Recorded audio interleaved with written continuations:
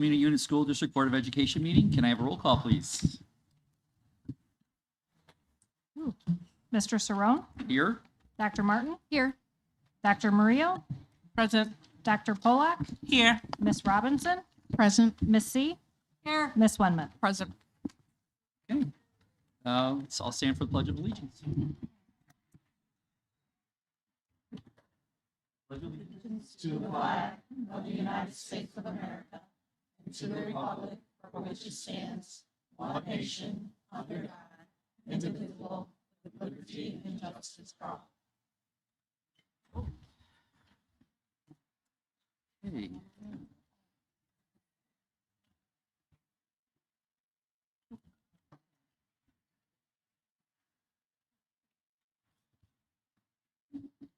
All right. For public hearing. Public truth and taxation hearing 4.1. And okay. We are going to have 3 opportunities for public comment tonight. The first opportunity will be during the public hearing on the truth and taxation hearing. The second opportunity will be during the public hearing on the state waiver application, driver's education fees. And the third opportunity will be after the public hearings during public comment. If you wish to make a comment about the truth and taxation hearing, please make it during the public comment portion of that hearing. If you wish to make a comment about the driver's education waiver application, please make it during the public comment portion of that hearing.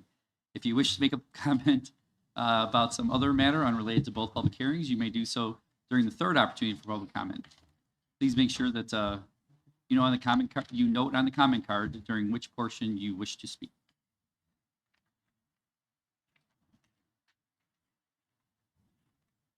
The public hearing.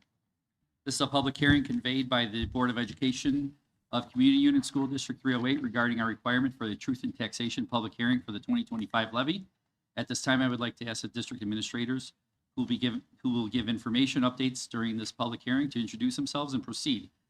At this time, board members and district administrations are invited to ask questions. Mr. Obafemi? Raphael Obafemi, Chief Financial Officer for the district.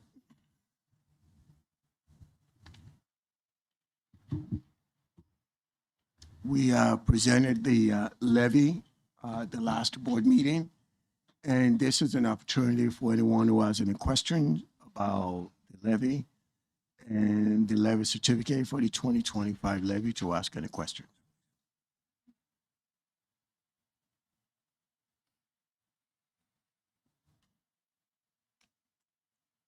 Anybody have any questions?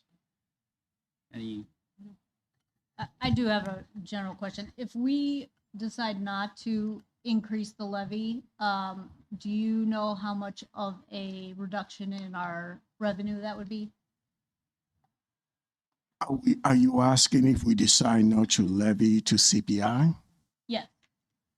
It will be a significant amount of money. We're looking at about $3 to $4 million just this year. And then it compounds. Then the base gets lower in subsequent years. So over a period of 5 years, it becomes a significant amount of money. Good question. And then the other part is we're going to be asking for a certain amount, but that doesn't mean we're going to get that amount. We're going to get whatever the CPI is, yes. Yeah. So. Any? And just a hypothetical question, sorry. So for instance, let's just say a home is valued at 250 or 350K. What is actually the pay in 2025 compared to 2024? No, the tax rate in 2025 is actually lower than the tax rate in 2024. So, but the value of the property is probably higher than it was this year than it was last year. So the tax rate is proportionate to the value of the property. So if the property is higher, the tax rate is lower. So the amount of money that the homeowner will pay would depend on a number of variables. One would be the homeowner's exemption. That would be that everyone is entitled to in Kendall County, which I'm assuming that's the largest portion of our property tax. And then it would be that amount, you take the the market value of the property, you do the multiplier, which is 1.75, and then which is what the taxable amount will be, not actually the market value. And then what you do the homeowner's exemption, you take that out of that. Then you multiply that by the tax rate, which I believe the tax rate for this, based on the AV proposed this year, would be about $5.37 for each $100. So if you multiply the value of that after you do all that calculation, that would be the estimated amount of the property tax bill. But that's for 2024. No, this is 2025. Okay. So on a $300,000 home, it would be approximately. It would be So approximately, then the assessed value is 100,000. So then you're looking at about $5,370 would go to the school district. yes, And that's That's the total. that's the school district Right. total. Yeah. But that's not the bonds. Right. And then it's but it's also varies because different properties were increased different amounts. So so there's a little bit of wiggle room in there. But if it were that simple, you know. I could probably teach a 6-hour course on property tax Yeah. levy. So I don't want to put everybody to sleep, but it's not as simple as it sounds. The bond So, side, I think, yeah. is simpler, right? It's also a value. It's based on the value, Yeah. but it's a little Yeah. more, not as many factors, right? We can offer an audited class at the high school for anybody interested. We have lots of high school students. We could. Thank you. I think it's just the curiosity being a taxpayer, right, to Okay. understand what that looks like. So thank Yeah. you. Yeah. Thank you. So yeah, last year the rate might have been 6, but because that same $300,000 home might be worth 350 now. See what I'm saying? So The rate is lower, so yeah, And I actually have it, if anyone is interested. I have the tax rate going back the last 15 years. It's a good question, because one of the biggest confusions people have is that you're raising taxes because of the school. No, the increase is really because of the values of property. Right? So, any other questions? No? Okay. And now, the board asks, are there any public comments for? No? Okay. So I will move on. 4.2, at this time, we will close the public hearing. Any other? No. All right. 5.1, the public hearing for renewal of state waiver application for driver's education fees. This is a public hearing convened by the Board of Education of Community Unit School District 308 regarding the driver's education waiver application. Dr. Heather Kincaid, Deputy Superintendent, is with us this evening and will present an overview of the district's waiver application and the submission and approval process going forward. After the overview, the members of the Board of Education and members of the district's administrative team will be invited to ask questions and share their thoughts. Then members of the public will be invited to comment on the application. At this time, I will ask each member of the Board of Education, Deputy Superintendent, and the district administrators who will speak to identify themselves for the record. And now I will ask that Dr. Heather Kincaid present her overview of the district's renewal of the driver's education fees state waiver. It says we need to identify ourselves for the record. So just say our name. Yes. All right, Dominic Cerrone. Heather Martin? Just, yeah, whatever. We're not speaking to it. I mean, we're not doing the presentation. Well, it says that each member of the Board of Education. Oh, okay. Yeah, I get you. All right, so if we have any questions, we have to identify ourselves. All right. Okay. So our current course fee for driver's education, which is the classroom and behind the wheel, is $400. In order to continue this course fee of $400, we have to have a state waiver. So we are recommending that through the work of Jennifer Cooper Wells and Amanda Sitar, they looked locally at the cost for private driver's education. Our recommended course fee is lower than if you were to sign up locally. And over the last 2 years, we have moved our staff from temporary teachers that were hourly employees to our OEA union-based employees. So given the costs to run this program, we are recommending the continuation of the current fee of $400.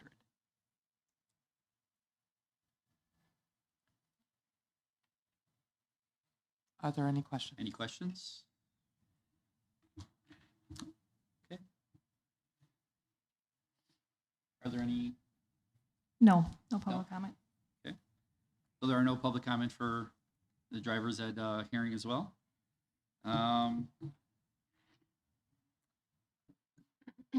Okay, we'll go to 5.2. At this time, we will close the public hearing. Or do I? Okay. Sorry, this is the first time doing this particular piece here. All right. Go to 6.1. Fall sports recognition. So we're going to up this tone a little bit and get a little more excited. That was so exciting. Woohoo! So at this time, board, if you could join us in the middle, we're going to do some exciting recognitions. So this evening, we're actually going to skip over 6.1. We had to move back. Some of our fall athletes were unable to join us this evening, so we're going to reschedule and see them next month. But we are excited to bring to you our OH marching band. So this fall, our OHS marching band finished 3rd in their class and 10th in the state overall at the Illinois State Marching Band Championships at the Illinois State University, under the direction of Stephanie San Roman. We have several student representatives here this evening from the OHS marching band to accept the recognition award on behalf of their group. Students, as your name is called, please come forward to be congratulated by the board and Dr. Kelgati. We have with us this evening drum majors, Heidi Glaser,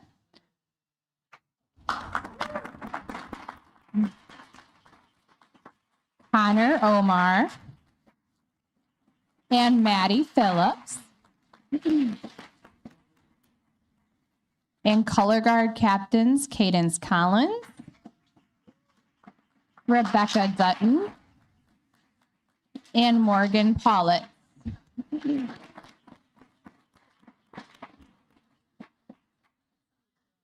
We invite any of our band directors and OH administrators to come forward. We'd love to get a group photo with all of you in the award.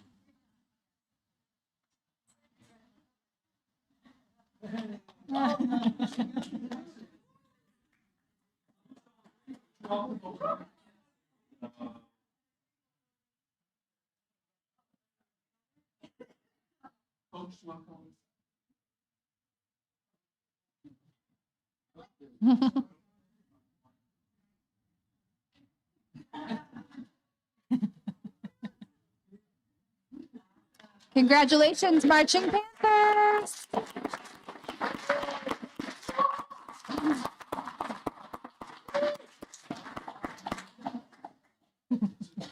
Don't go far, Mr. Grace.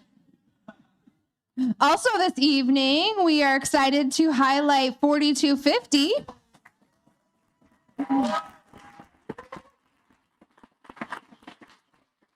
This is OHS's online multimedia student publication. 4250, under the advisement of Miss Amy Howerton, was awarded the George H. Gallup Award from Quill and Scroll Journalism Honor Society. This is the highest honor that a publication can receive. This also signifies that 4250 earned the distinction of superior across all 5 evaluation categories. Students, as your name is called, please come forward to be congratulated by our board and Dr. Kelgati. Ethan Monahan and Braden Hudson, co-editors-in-chief.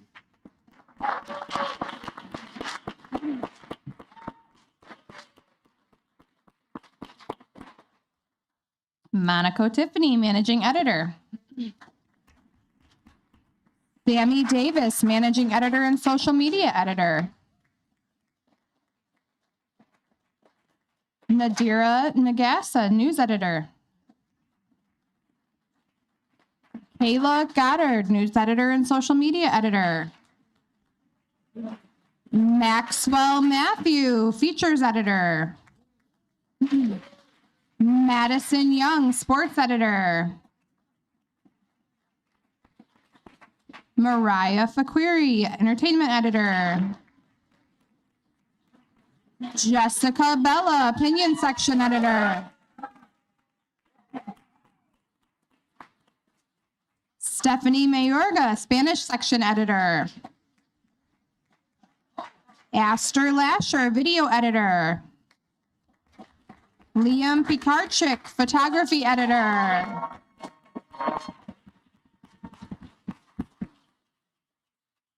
Memphis Hughley and Gia Nair, podcast co-editors.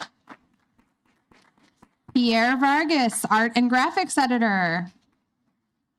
Christina Murillo, social media editor.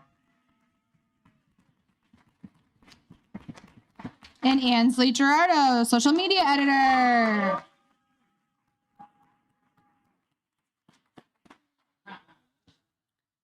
At this time, we're going to invite up Ms. Howerton and Mr. Grace to join us for a photo.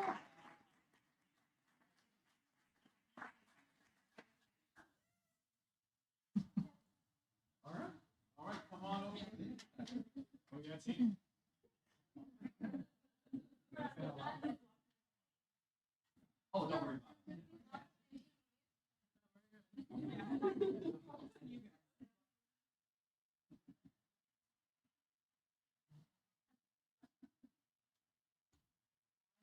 Congratulations, guys. Thank you all for joining us this evening. We love having our students here to celebrate.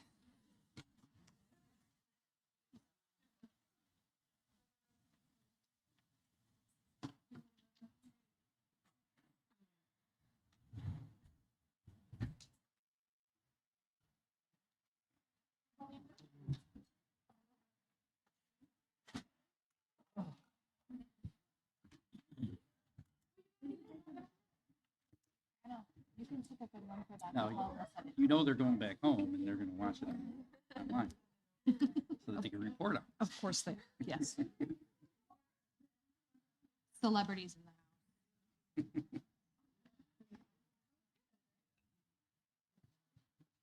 the house. It's very exciting. Thank you. Oh, you're Yeah. Amy looked back like, ooh.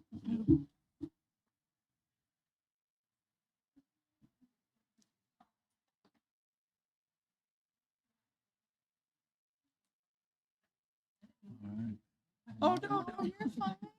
Exciting. Okay, item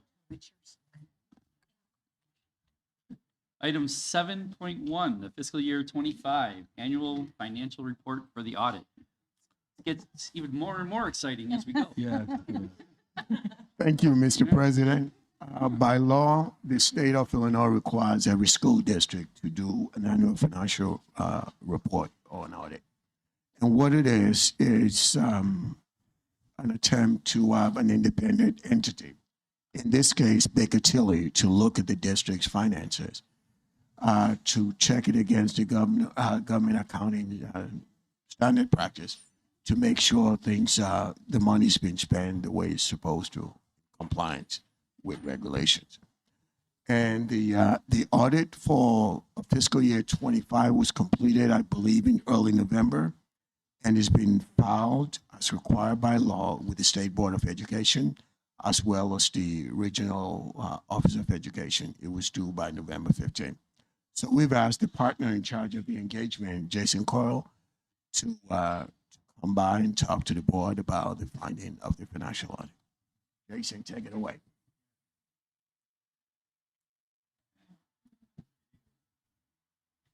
We got that. There we go. There we Yeah. go. I had to turn it on. All right. Good evening. Yeah. Thanks, Raphael. Good to be with you. Yeah. So I just have a relatively brief comments about the fiscal year audit, and I echo what Raphael said about getting things done timely. This is kind of the second year in a row where we've really accelerated the completion of the audit and gotten things filed with the state board in a more timely manner than in history, or recent history, I should say, anywhere. So we like to see that trend continue, and that's been fabulous that we're able to do that. It meant that we got all the information that we needed from the district in order to be allow us to do the audit. And there's a lot of work that goes into the audit process, as you can imagine. The audit was completed or finalized, I should say, at the beginning of November. The actual audit work happens before that. The opinion on your financial statements as of June 30th, which is what you hire our firm to do, is an unqualified or unmodified opinion, which is the highest level of assurance we can give over your financial information. And really what that means is somebody could pick up the 200 plus pages of your financial statements and know that they could rely on that financial information to be materially accurate as they evaluate your financial operations and your financial health for the fiscal year 25. The financial statements are presented on what we call a modified accrual basis of accounting. So your board reports are just on cash basis, cash in, cash out. So this is going to be a little bit different than what you're used to seeing on a monthly basis, but this is what's required for external financial reporting. So really what that means is there's going to be accounts receivable, so monies that were owed to the district at the end of the year, we record those, and then accounts payable and other debts, money that the district owes at the end of the year also get recorded. So that's really the big difference. So at the beginning of the financial statements, there's a section called MD&A, which stands for Management's Discussion Analysis. I always encourage everybody who's on a governing body to at least look through that. You might not want to look through all 200 pages, but it is a nice summary of what went on during the year. And there's some really easy to read pie charts in there. For example, you'll see only about 44% of your revenue comes from property taxes. The rest of your revenue comes from other different sources, state and federal aid largely. Every district is different in its makeup of its revenue sources. And obviously there's a pie chart in there where your money's going. Almost 80% of your funds are going directly to the care and transportation of students. That's on, it's a Roman numeral page, so it's a little harder to tell you. But getting into the heart of the financial statements, which is on page 1 of the paper copy of the financial statements, is what we call your statement of net position. And I won't get into this too in depth other than to say on this financial statement are all of the assets of the district, including all of your capital assets and all of your liabilities, including long-term debt and pension and OPEB liabilities, which are things that we don't typically talk about, except the one time a year during the audit, we talk about those pension and OPEB liabilities. And they're relatively substantial, even though you're making your required contributions to those different organizations, which is really what drives the negative net position at the bottom of that page, is because of those relatively large OPEB and pension liabilities that you have outstanding. A few pages later, on page, see here, page 6 is where you get into the funds that you're typically used to seeing on a monthly basis. The general fund in here is made up of your education fund and your working cash fund combined, although later in the report, we do break those out in the schedule. And then you have all your other funds that you're typically used to seeing. And you could see for the year on page 7, you had a deficit of $6.8 million. That meant you spent more than you took in for the year. The biggest contributor of that was the transportation fund spent $3.3 million more than it took in for the year, which contributed to about half of that 6.8 overall. Your primary operating fund, if you will, your general fund, saw a decrease in fund balance of $1.7 million. But these are, just for the 1 year, you do continue to have positive fund balances in all of your funds, except for in the transportation fund, which continues to have a deficit fund balance and obviously went a little bit further into the deficit during the year. Jason, if you could just clarify about OPEB, I think it's important. Sure. When I've had some folks, especially during the last election, postulate that the amount owed, that is the liability of the district, as opposed to being on behalf payment. If you can speak to that. Yeah, there is I'll try to keep it as simplistic as possible, I guess is what I'll say. So you had the state makes on behalf payments for you, so on your behalf, to different organizations, one being to the teachers' retirement system. So you have a relatively small liability with the teachers' retirement system because the state holds most of that liability and they contribute on your behalf a large amount of money every year. And so that gets recorded in your financial statements as an in and an out. even though you don't actually get the cash. The other post-employment benefit, or THIS, you're contributing to that as you're required to every year by state statute, but the requirement is relatively small. And so that liability continues to grow because there's no real funding mechanism for you to make additional payments into that plan. You're just required to contribute that small percentage. So while that liability continues to grow, you're funding it at the required contributions. Hopefully Thank you. that helps. I just wanted to point You're actually, from a pension standpoint, school districts are in a pretty good position because the state holds most of the liability for the teachers' retirement system versus the local school districts. Yeah. If there are any other questions as I go, please feel free just to ask for clarification.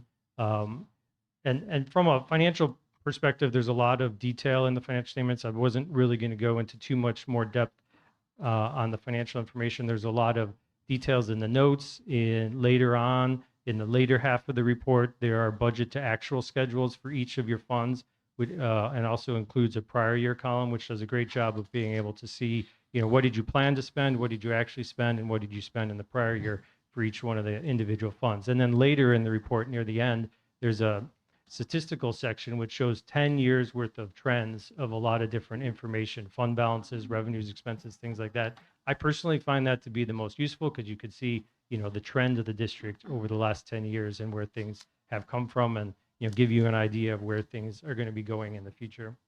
Can you tell me where that is again? Just That so I can is- note it for later. Yeah, that is in the very back of the report. Let me see if I can find an actual page number for you. It's going to be in the hundreds, I believe. out. It's actually, 96? Probably. That sounds Financial about right. trends? Okay, thank you. Yeah. So that's where it starts, and then there's several pages thereafter that show different pieces of information. So it starts on 96, which shows the net position for the last 10 years, and then as you go to 98, that's going to show your revenues and expenses, and then as you keep going, you'll see more trends in financial information there. information about the tax levy extension, collection rate, debt Debt. extension rate, all that stuff. Yeah. It's all in the back. So even the tax rate, all that. It's all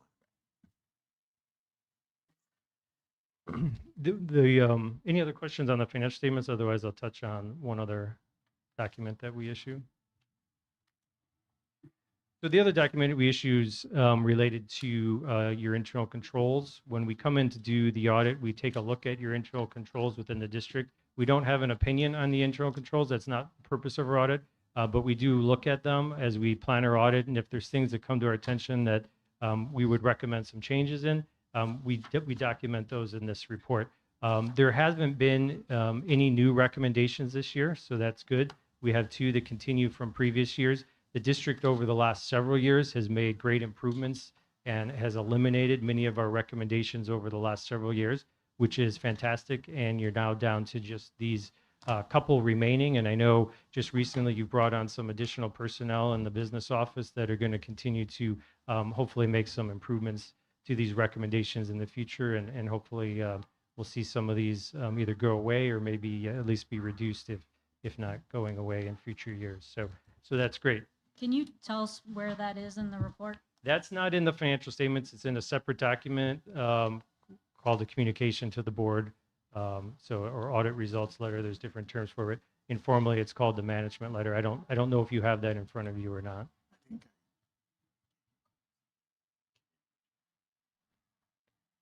Okay. Can you highlight some of those examples just in terms of the findings? Because I think that the committee received them. They were not attached for this evening, but we will make sure that the board received those. But I think it'll be important for the board to hear what those 2 findings were.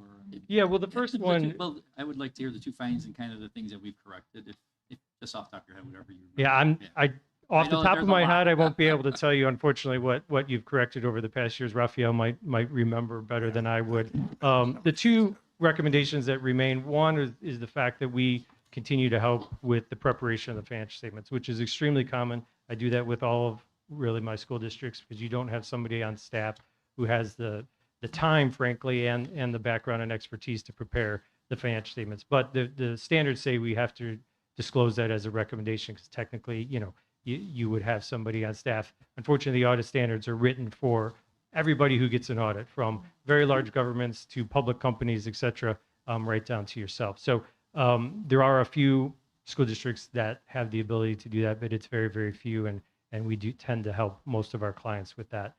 The other one relates to segregation of duties, particularly around the bank reconciliation process. We'd like to see some more review. There are continue to be some relatively small unreconciled differences that we see. And so we'd like to see some more controls around that process moving forward. And I know, as I mentioned, some staff have been hired recently to really focus on that area to hopefully make some improvements there during this fiscal year. So what I'm hearing is that is a recommendation to increase controls. That is not because there were anomalies that were identified as part of the audit finding, correct? So there were no glaring, I think we have to separate. Yeah, for sure. So Yeah. Go ahead. the two particular issues that Jason pointed out to, one is from 2015. 2015. Yes, and it has to do with the preparation of financial statement, like Jason said. And we do our budget in cash, but we do accounting in accrual. And the district has never had an accountant. That was one of the things that I noticed when I got here. And I think I spoke to the board about the need for us to have an accountant. We hired an accountant at the beginning of last year. It didn't work out. The person didn't work out. And we just hired someone else who started after the last board meeting was approved. And the role of that person is to create our financial statements instead of waiting for the auditor. So we go from cash. Now we'll be doing the financial statement on an accrual basis. We'll do balance sheet, trial balances, and those types of things. It will be an accrual basis. That's one of the things that we hope to address with that. And the other issue, which is also related to that, has to do with reconciling the bank accounts to the books, right? Over the last, and I think this has been going on since 2019. It's been a while. Yeah. I don't remember the exact year, but Yeah. it's been around for a while. So what happened is with our accounting, we tend not to close the month. So we just kind of keep entering transactions every day. So there's no period of time where we stop to actually, like you do in the private sector, where you actually have a closing, right? And then you match up your book to your bank to make sure everything is aligned when you do a bank. Now, Like your issued versus outstanding. right. Yeah. So what we have now, we have a bank balance that's actually favorable to the district, just to be clear. So Yeah, it's- that is a good point. When I said there's a slight unreconciled difference, it's actually to your advantage, where we would put revenue on your financial statement. So it is to your advantage. Hopefully it works through the difference, but either way, it's going to be to your advantage. We've actually been working, that's one of the things I've been working with the new accountant with. We've been going back, we went back to 2000 and I believe 2023.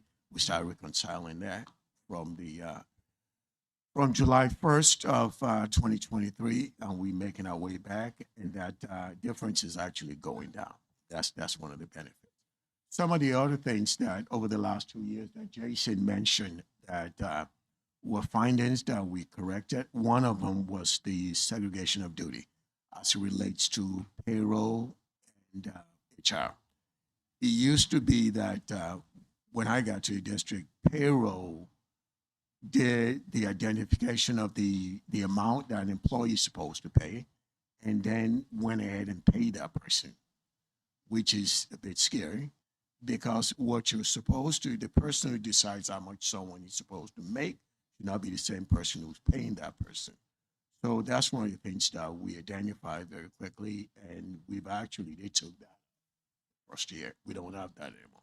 So HR is responsible for determining the payment. Payroll is responsible for making the payment.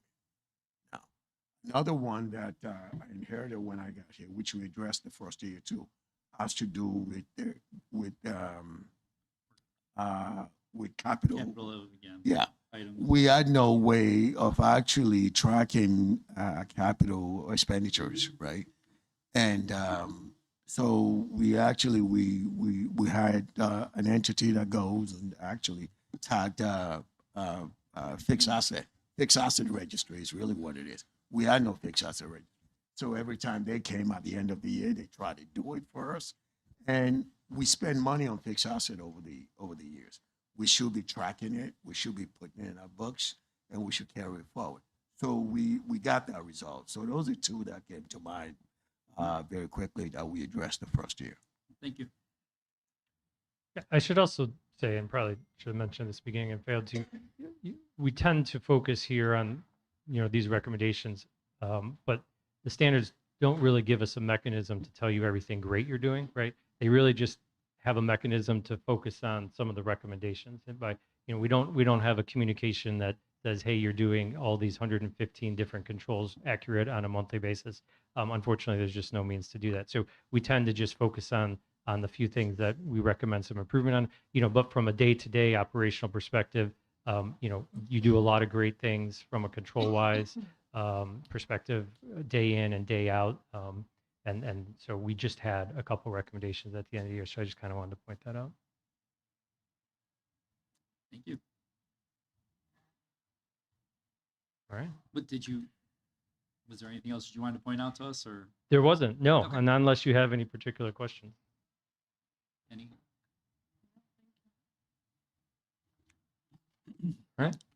Just want to say thank you to Mr. Obafemi, to your team, for their due diligence and to the support, and for your leadership in making sure that we have another successful year. Thank you. 2 in a row, and we're looking for. And I really want to point out what the team have done. I know my first year when I started here, we didn't do a finish audit till, It was at least January, yeah, if So- not later, right? and even though it was due by November, and that was one of the first things I said to Mr. Coyle when I started that we need to be compliant. We need to get our audit done as required by SB. And we've been doing that the last couple of years. And it was funny. My first year, in my second year, my first audit, when I went to the ROE's office to present our AFR as required by statute, the lady looked at me. She said, "Oh, you from 308? We put you down for an extension already," because they just do that routinely for us. I'm like, "No, we got it ready." She was like, "Whoa!" So yeah. So I just want to thank the team. They've been very instrumental in making sure that we get all the document required by June, in anticipation by July, in anticipation of the field work or even preliminary work before the field work. That is a testament to the work that the finance team has been doing. Just want to acknowledge them and say thank you. Thank you. Thank you. Okay, Well, thanks, it was good to be with you. appreciate it. Thanks. All right.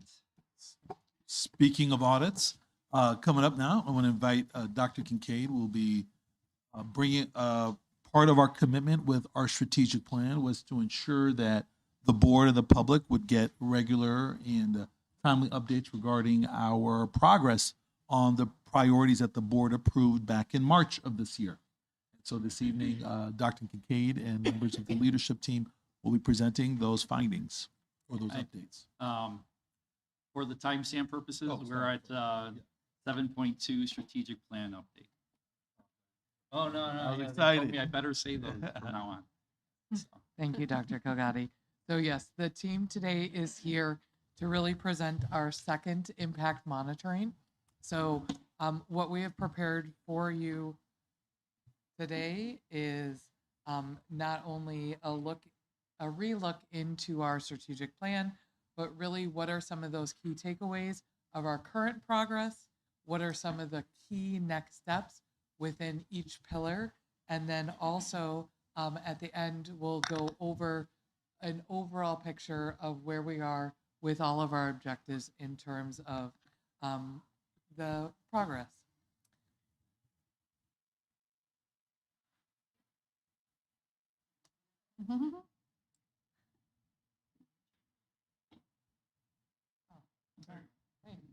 No problem. So our first pillar is future ready in terms of our priorities. We just wanted to make sure that we had a review of our objectives.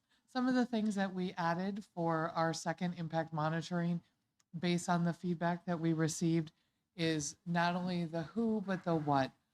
In the bottom left-hand corner, you see the work groups. These are the focus areas of the work that is being done in our first priority of future ready.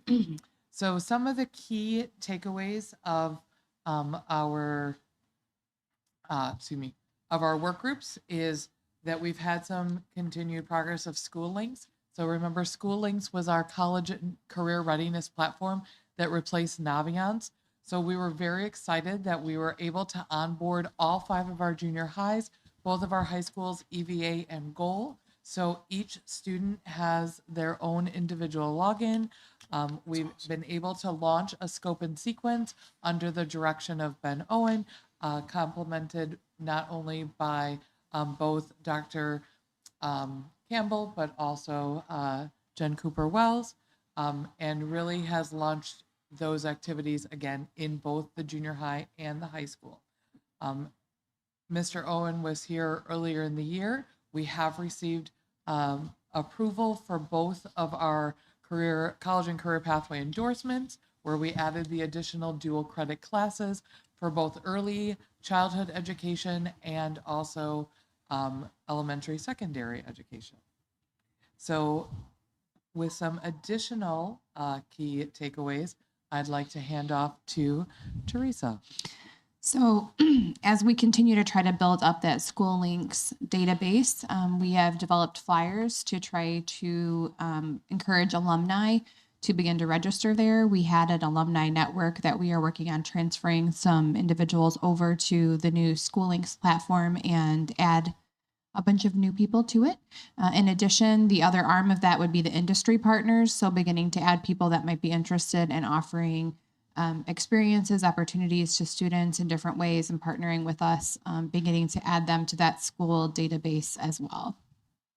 So the next steps focused in that college and career readiness is really focused on reviewing the launch and also the scope and sequence. We know the first time that we do anything brand new, it's never 100% where we want it to be. So we will be surveying our staff and students. They're even potentially expanding into parents, but based on the initial implementation, not only of the experience, but then also the applicability of some of the lessons and surveys. With that, through our high school team, we're looking at our CTE courses because we want to move into a third potential college and career pathway endorsement. So they're working with those teams to really evaluate what courses that we have in alignment with that application process, and then what endorsements we could look at as a third potential pathway. We're also starting to be more intentional around determining places and ways to have district representation at community events in order to begin to develop more official partnerships with industry partners. Things like working through chambers of commerce and other business opportunities, both with the communications department in partnership, obviously with Mr. Owen, as we work to build up that database. Again, we are trying to grow both arms of that, both the alumni, which is an incredible resource to this future ready pathway, as well as individuals that represent different industries and businesses within our area that could offer those opportunities to students. Our next priority area is systems of support. This is one of our most comprehensive and spanning the district. As you can see in terms of our work groups, we go from professional learning to the work of our diverse learners in both special education and multilingual, our data dashboard and our MTSS, our human resources department with staffing, our schools department with our school leader paradigm and our school leadership teams, and then specifically focus on our junior high with our student support time. So some of our key takeaways are focused in EduClimber. So EduClimber was our replacement for 5Lab. This was our data dashboard tool. So our research and development team, led by Andrea Parker, has been doing all of the onboarding of EduClimber, which includes not only our student demographics, but a whole host of data from attendance to discipline to assessment to grades, and looking and expanding from EC through transition.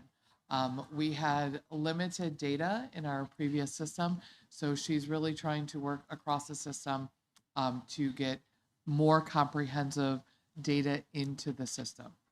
When you say limited data, could you just clarify that for the board, like in terms of, is that Absolutely. grade level data, like what, So, what are we so for describing? example, previously we did not have early childhood assessment data in our data dashboard tool. We are bringing in TS Gold into EduClimber. So that is one area of assessment data.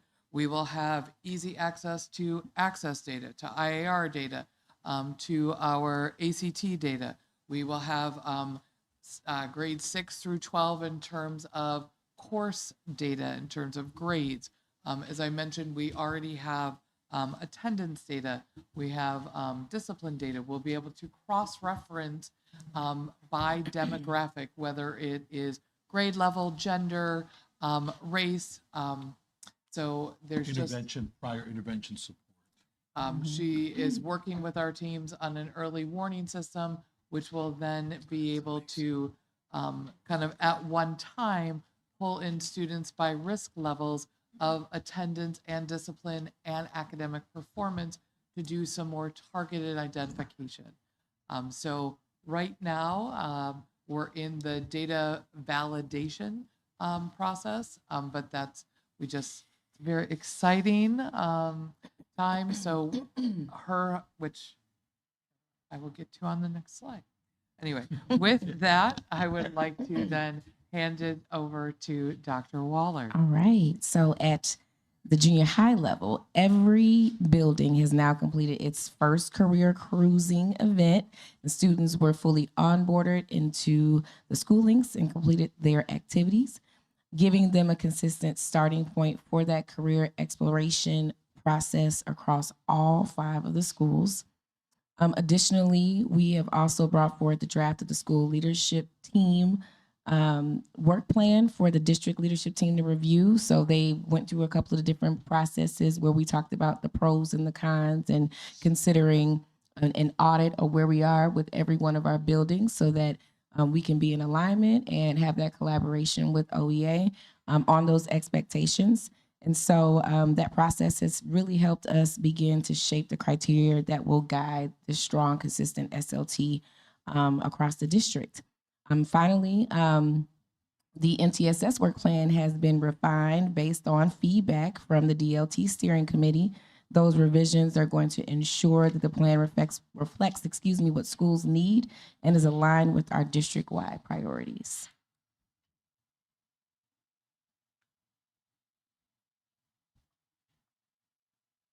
Next, we'll talk about our key next steps for this particular priority. In collaboration with HR, we are looking to review our hiring process comprehensively. And so this includes staffing. It includes ensuring a complete timeline is clear, concise, and communicated with school leadership. We are also being very mindful to incorporate feedback from school leaders as we review this process. Additionally, so as we look at this final bullet point, one of our next steps is going to be gathering feedback from our students, staff, and families. We're going to be administering a survey to better understand the impact of the different changes and things that have taken place for our student support time during junior high. And in between those 2 bullet points, just additional steps with EduClimber. So very exciting, as we alluded to before. There is going to be a wider berth of not only assessment, but also academic data, and then additional information based on performance bands, which will really drive that identification of the tiered level of support. So moving into academics. So yes, now we are going to transition to our priority 3 for academics. Priority 3 centers, on strengthening our academic systems from curriculum and instruction to assessment to professional learning and equitable access for all of our students. This work spans across multiple departments and truly requires a strong cross-department collaboration. So it's testing our power of team of teams.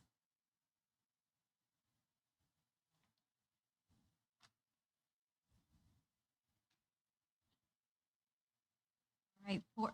For the comprehensive review, we've conducted over 20 focus groups. We're about 40 focus groups in, and we're still conducting focus groups for the rest of this semester. We have distributed surveys, and the surveys have been positioned on our website as well as through multiple channels for students, staff, and families, and that will close by end of day, December 19th.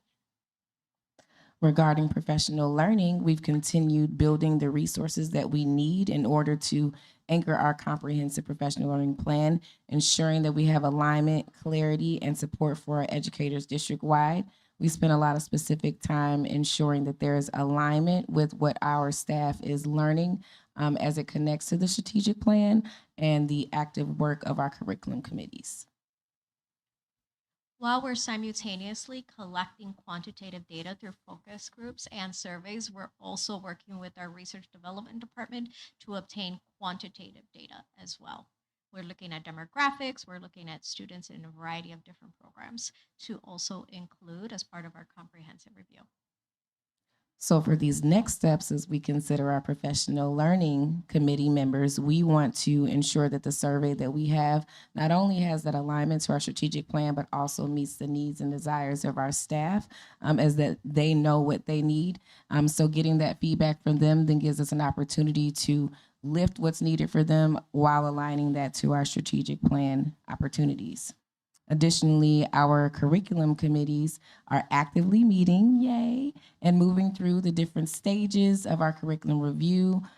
As you all know, that they're in different phases, but everyone has been actively getting these pieces together and working through our processes collaboratively. This work ensures that our instructional materials remain current, aligned, and responsive to what our students need.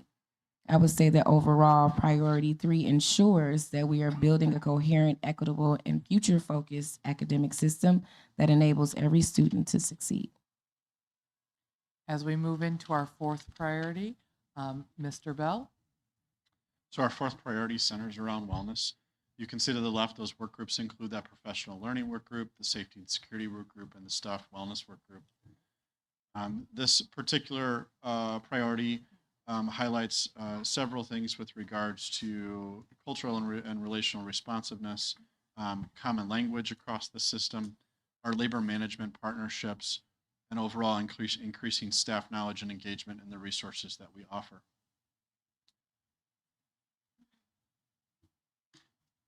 Our key takeaways from this priority that have occurred over the last few months is that we were able to launch the safety and security work group in collaboration with those OEA representatives and building leaders for that safety and security focus. That last meeting highlighted the strategic plan connections, the annual safety and security board update, as well as some breakout sessions and some guiding questions as we walked through some scenarios with staff and administration. Our next meeting is scheduled for this week, and it will be a deeper dive into those safety and security audit findings and some of those things that we've been working so diligently towards in the last month or so. Go ahead.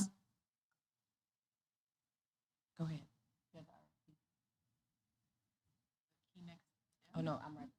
Okay, so this is the second year that we've had Kiana Harrell leading our professional learning pieces, and we've pivoted significantly, and she's done a phenomenal job of establishing this professional learning core team that spans across the various departments in order to ensure that the voices are all at the table and that she's not carrying this load all on her own. And so they've now had this steady cadence of meetings where they've been collaborating, not only to support what's happening with SIP and Teacher Institute days, but also in our preparation for Elevate Ed, which takes place February 27th, 2026. So the schools department is actually about to launch the different subcommittees that we need in order to ensure that that is a success for February. SIP is, Oh, school improvement plan. thank you. Thank you. Okay. One of our stated key next steps is to distribute a district-wide wellness survey to analyze current wellness resources and identify gaps. So while all of our employees who participate in our insurance plans have access to EAP, which is our employee assistance program, there may be other identified needs among our staff. So we really want to dig deeper into what their wellness needs are and then obtain information about potential groups and other external resources we may be able to bring into the district to support our district staff wellness. Okay, I've got a quick question about that. So are those wellness survey results for the staff and faculty, are those going to be able to be disaggregated by building, by demographics, by you name it? Yes. Okay, So thank you. I guess as the introduction to the survey, staff members will identify themselves, their school, grade level, bargaining group, all of that. So we'll be able to disaggregate the data and look at it from several different lenses. Thank you. You're welcome. Next, as we shift into priority 5, systems management, this particular priority really looks at the operation side of the house. That's what we call it. And so specifically, it examines budget, operations plan, transportation, technology, long-range facility plan, which you've heard about over the course of this school year, recruitment, hiring, and attendance, and payroll. Thank you, Dr. Mitchell. So as it relates to that, the key takeaways of priority 5 in systems management, we've been addressing some of the shortages that we have with subpool as it relates to bus monitors and drivers. I know we are all aware that we have a very high shortage of drivers, and which causes problems sometimes when a handful of them calls in. It makes it very difficult for us to be able to run the route. So we've been working hard to recruit more bus monitors and drivers. And what we've also done is we are working on the technology plan, and that we are ready to publish. And before we publish it, we have a work group that has been working together to make sure that all the inputs are incorporated in the technology plan RFP that we're developing. And another thing is we've been working with the technology department to use the IQ ticketing system, to use it to create a system whereby we're able to monitor all our operations equipment, such as the HVAC system, RTU filter replacement. So we're notified in real time. So we actually do more work on maintenance instead of just repairs. And then the last takeaway from there is the work that we've done with White & Company as they work with us with the development of the long-range facility planning. We work very closely with them on phase 3 of that plan. So the next step is we're testing the operation system link with the ticketing system that we mentioned earlier, and see to make sure that that really works the way we want it to work, so that we have a timeline that we use for the maintenance of our equipment. And the final step in this area will be the development of an RFP for time and attendance solution. As it stands right now, I know it's hard to believe, we actually don't have a robust time and attendance system. By that, I mean, when it comes to folks letting us know that they're at work, we still use paper and pencil. So what we're doing is we've developed an RFP that we're completing, that we will be releasing, that allows us to use technology in doing that. With that being said, I'll pass it to Dr. Kincaid. So in follow-up from our last impact monitoring, we just wanted to provide some additional details per each of our objectives.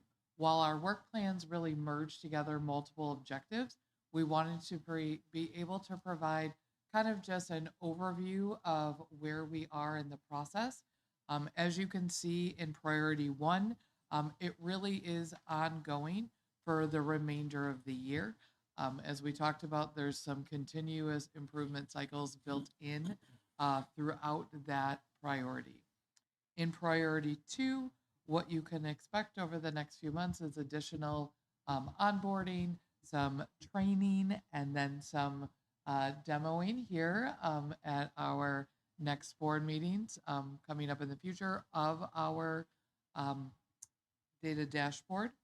In terms of the the left column with the objective, our ones that are in green are on track. They're currently in progress. The ones that are in yellow have not yet started. You can see as you go across the particular row when they're scheduled to either start or when they are occurring.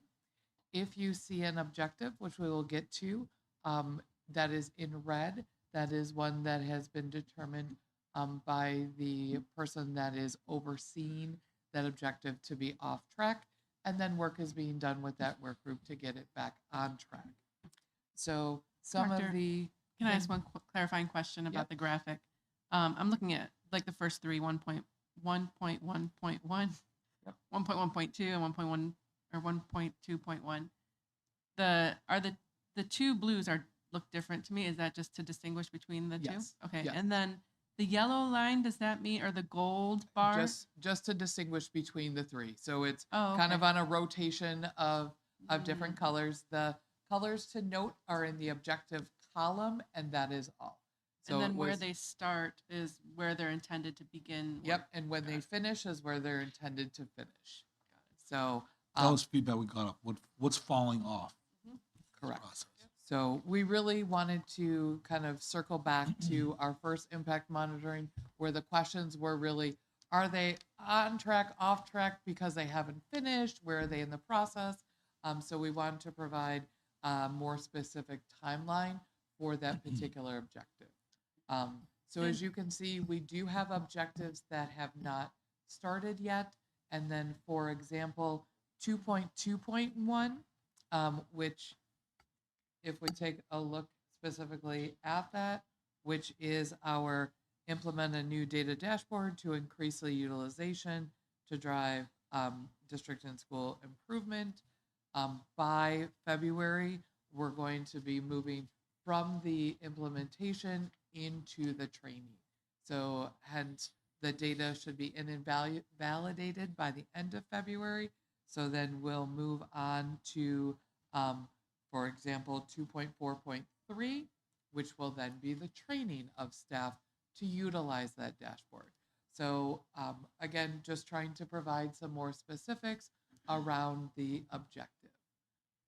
In terms of priority 3 and 4, some additional starts and stops, but again, just to provide some more information. And then if we look at priority 5, we do have one priority that is currently off track that Mr. Obafemi is working with that team to further the progress of that particular objective.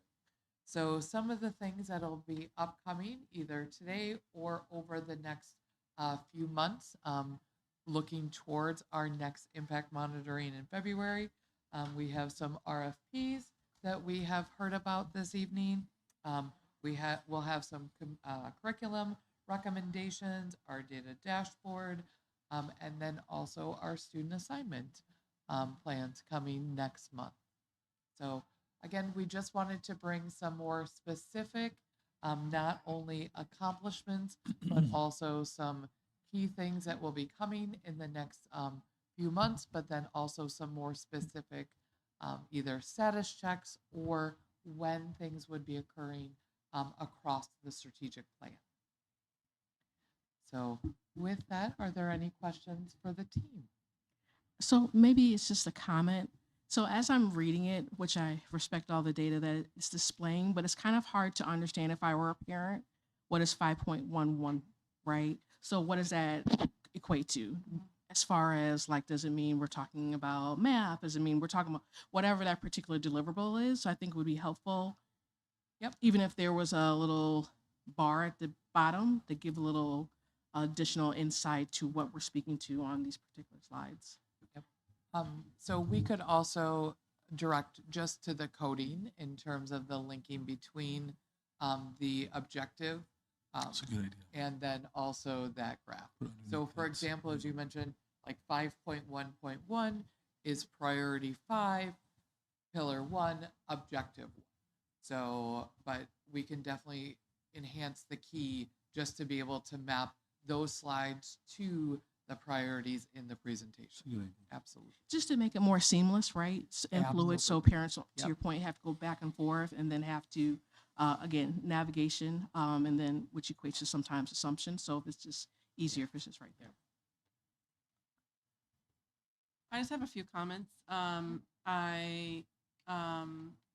This is a lot of work, and I want to give kudos to the team because I know we gave some feedback previously about how you were giving us the updates, and this felt to me like something manageable in my brain, like in on point, like it was enough information to feel like, yeah, we're on track, or we're not in some cases, and the references and things like that. And what I also appreciate is that I can see the work in other areas. Like this is not just the first time I'm hearing about EduClimber or some of the curriculum stuff because we're talking about it in different committees and stuff too. So that alignment to me feels, the work feels really aligned. And so I appreciate that as well. One quick question I have, can you look at priority 3 and 4 impact monitoring, slide 14, I think it is. 4.4.3.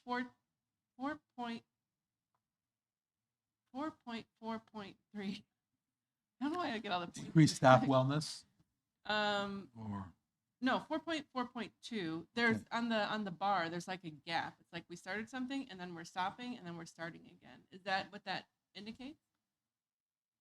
Right. 4.44. Third from the geez. bottom. 442. Third from the bottom. yeah, 442. You see what I'm saying? You see the Oh, so that's one project that's going to come to a close. So with that, in that particular, if you look at 4.4.2, priority 4, pillar 4, objective 2, allocate time and resources for crisis management and essential training for staff on established protocols. There was work done at the beginning of the year. There's not currently work in those months on this objective, and then that work will continue on that objective at a later point in the year. So it's I'm reading it indicative right, of yeah. where the work is happening for that particular objective throughout the school year. Good. I'm just making sure I'm reading it right. So. Then my only other suggestion, maybe this is like a quarter 4 type of a thing or like a summer type of a thing. I don't know if it's in a graph. I don't know. There's like some, like, it feels like we could be more celebratory about things. It feels very like rooted, like, and we're like, good, next. We're building here. We're no celebrations here, Right. Dr. Moody. So Is there? I think that might be like a quarter 4 type of a summer thing. Like A lot of it's in progress right Yeah, now. yeah, So yeah. yeah. Because I think there's a lot to celebrate, and so that was just another comment. I think that's part of it is, I've heard that this is a quite aggressive strategic plan, Yes. very comprehensive, Yep. yet achievable, but necessary. So they've got, it's, Yeah. we could be here all night. Yeah. Maybe that's what we do, No, we won't do that. But No, I'm just saying, you know what I'm saying? But there's a time we could, whatever it is, there should be some more stuff. I'm just saying, yeah. We because appreciate it. each one of these things is huge. Right. That's kind of the, And it's so many hard are to kind of grasp when they're going through all those dots. Yeah, and so many are systems level things, which indicates you're even having more of an impact. And as I've always come to say, this is a living document. And so I know that I think we've talked maybe like summer would be the time you would review it and think, okay, what do we have to shift or move or what's not possible now due to this, this, and this, or what can we even, accelerate or enhance in some ways. So, and that's a great point.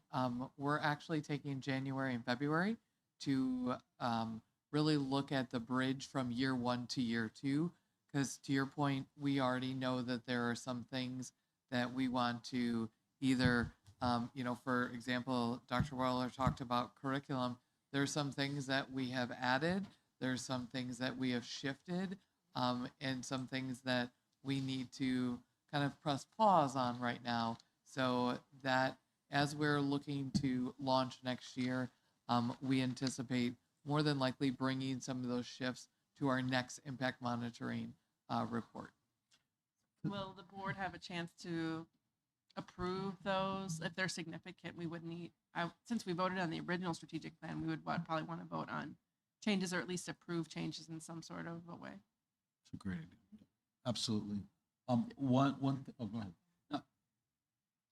If significant with time or budget, I would say probably, or as long as it's a. Yeah, I'm not saying we need a formal process to like reapprove or revise strategic plan or something like that, but just that we are weighing in as a board before those things are in motion. One of the facets of the strategic plan, a key priority that emerges in multiple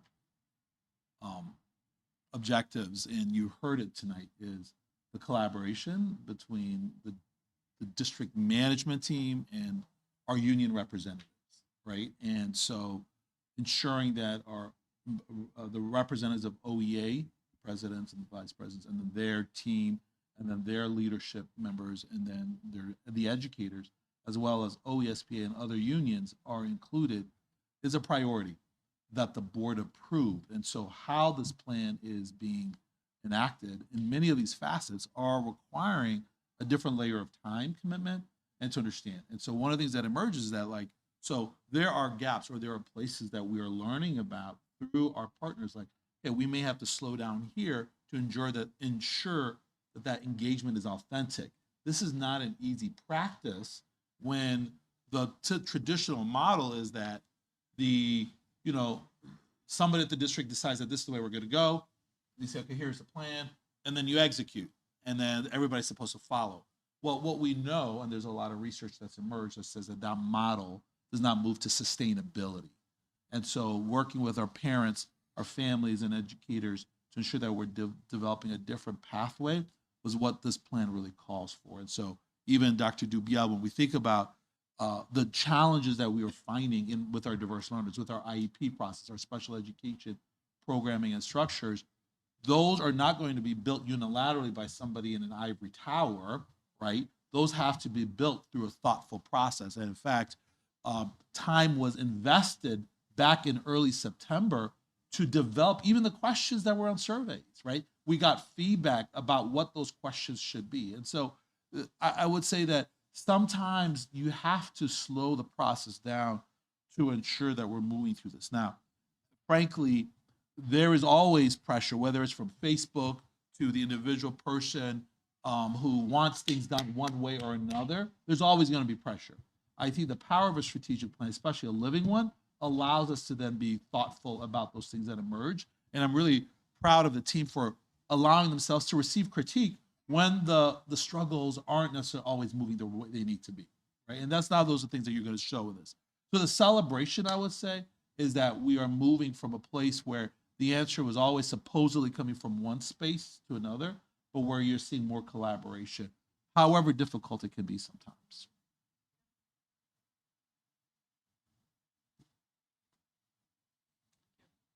Any other? No? Okay.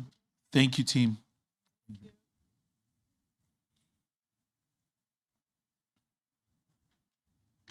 Okay. Moving on to 8.1, our superintendent report.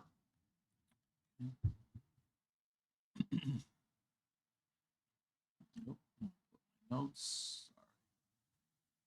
All need to be prepared. Good evening, board. There's a lot to reflect on, and I just want to reflect and just say it's hard to believe that this is our last meeting before the end of 2020-25. And wow, right? So just just want to hope everybody had a period of rest. You know, we had a week off for many of our staff and our students, and come back rested. And I know we got exams coming up at the high school, and feeling recharged as we get ready for winter break, which is also right around the corner. It's hard to believe that we've already crossed that bridge almost into a halfway point throughout the year.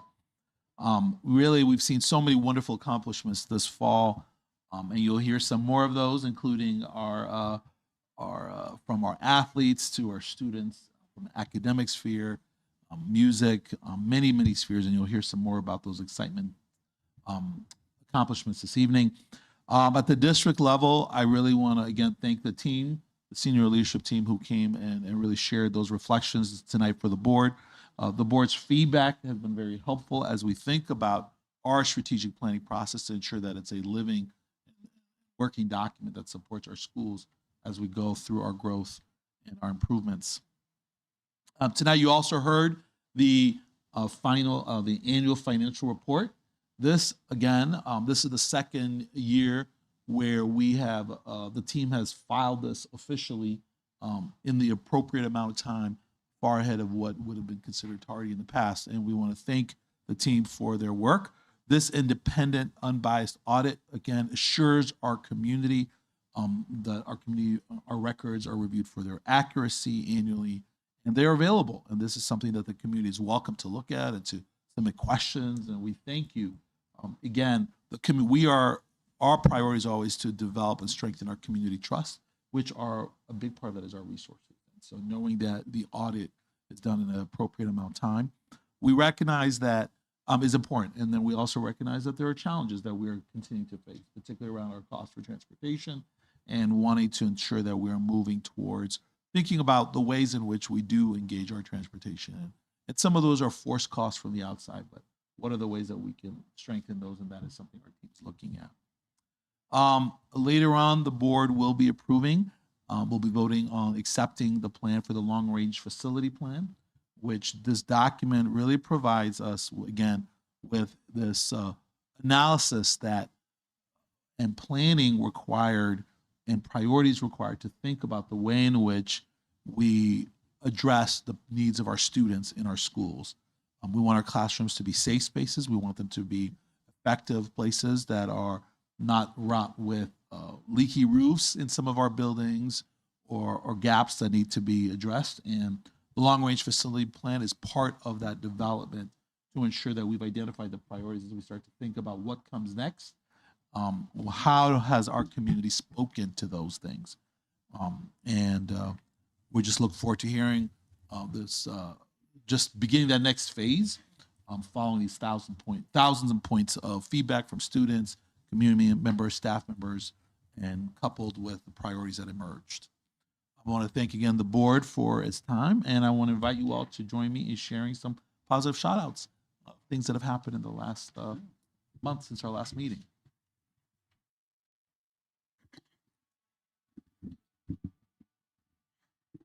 The music comes on just in time. So if you don't hear it online, we've got music in the background for this next announcement. Pretty exciting. So congratulations to Kevin Schoback. Apologies if I messed up your name. Associate Band Director at Oswego High School for being named a top 10 finalist for the Grammys Music Educator of the Year. So the music was just on par. So congratulations. Yay. It's a big deal. Why is football not in here? It's coming. We'll get to that. We had a number of students at the junior high and high school level perform at the Illinois Music Education Association District 9 Festival and Honor Assembly this fall. Congratulations to our talented musicians for this amazing accomplishment. I happened to be at that, all of those performances, and again, we've got some talented students. Oh yeah.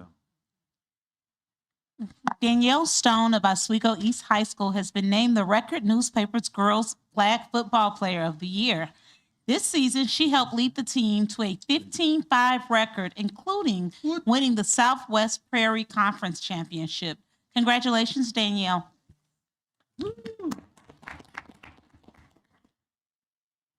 Oh, congratulations to Jill Glazer.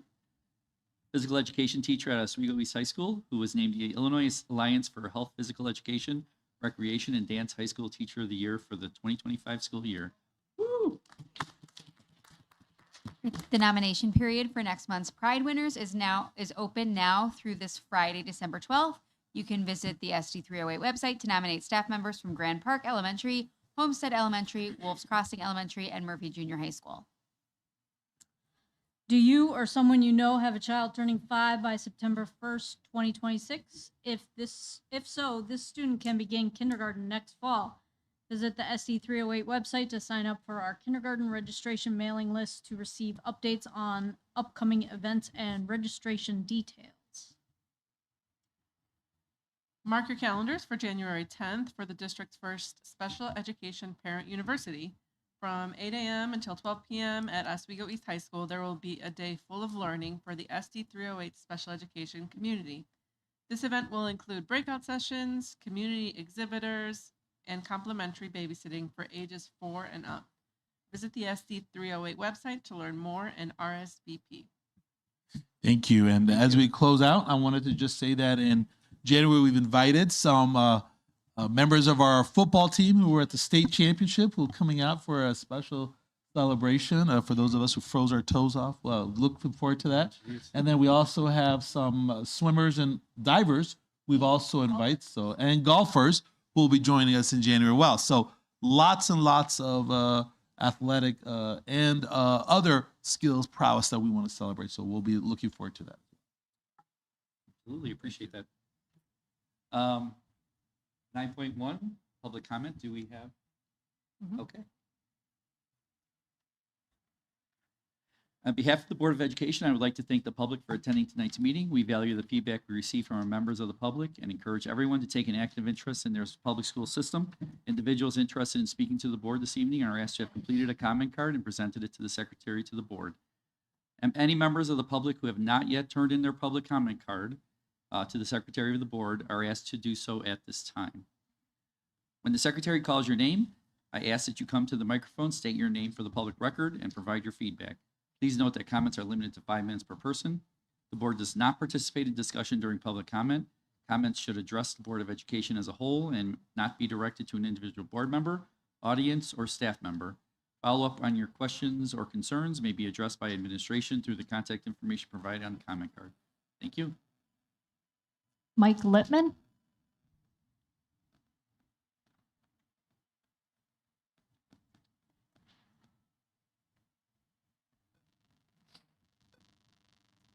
Welcome.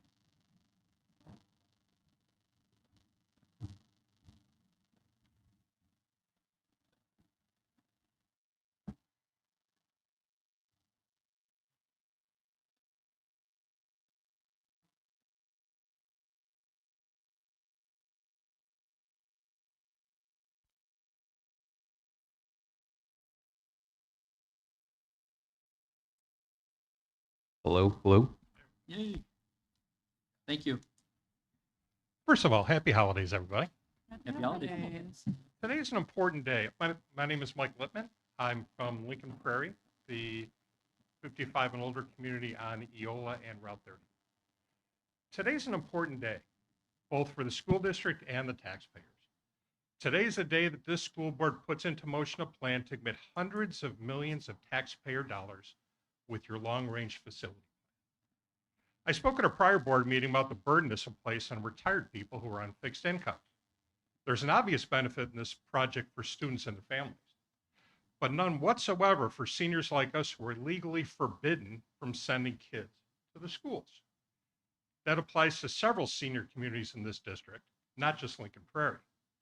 Being on fixed incomes, we don't have the opportunity to increase our earnings to help pay for higher taxes, as we would if we were still employed.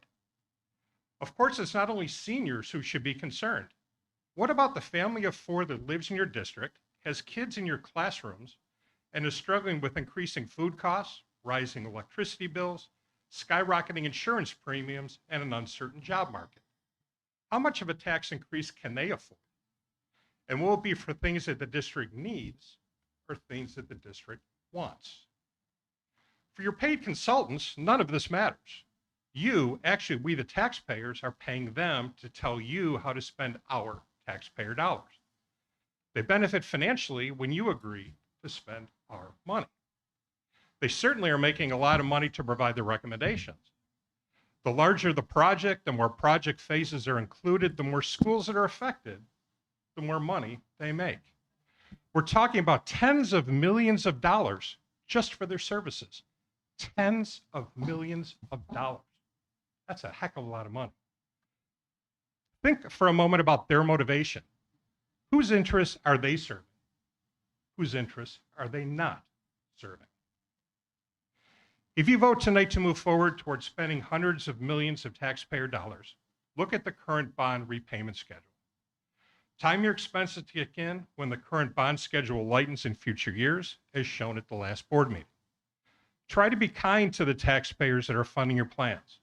Minimize the shock to our budgets and to our bank accounts. Focus on projects that are needed and less on what is simply wanted. For retired taxpayers on fixed incomes and for families struggling to put food on the table, those dollars are a precious resource that you're ready to spend, eager to spend. So please proceed carefully and thoughtfully. Thank you for your time. Thank you. Thank you. That was all I had. Thank you again. Next, we're moving on to 10.1, our student board member report.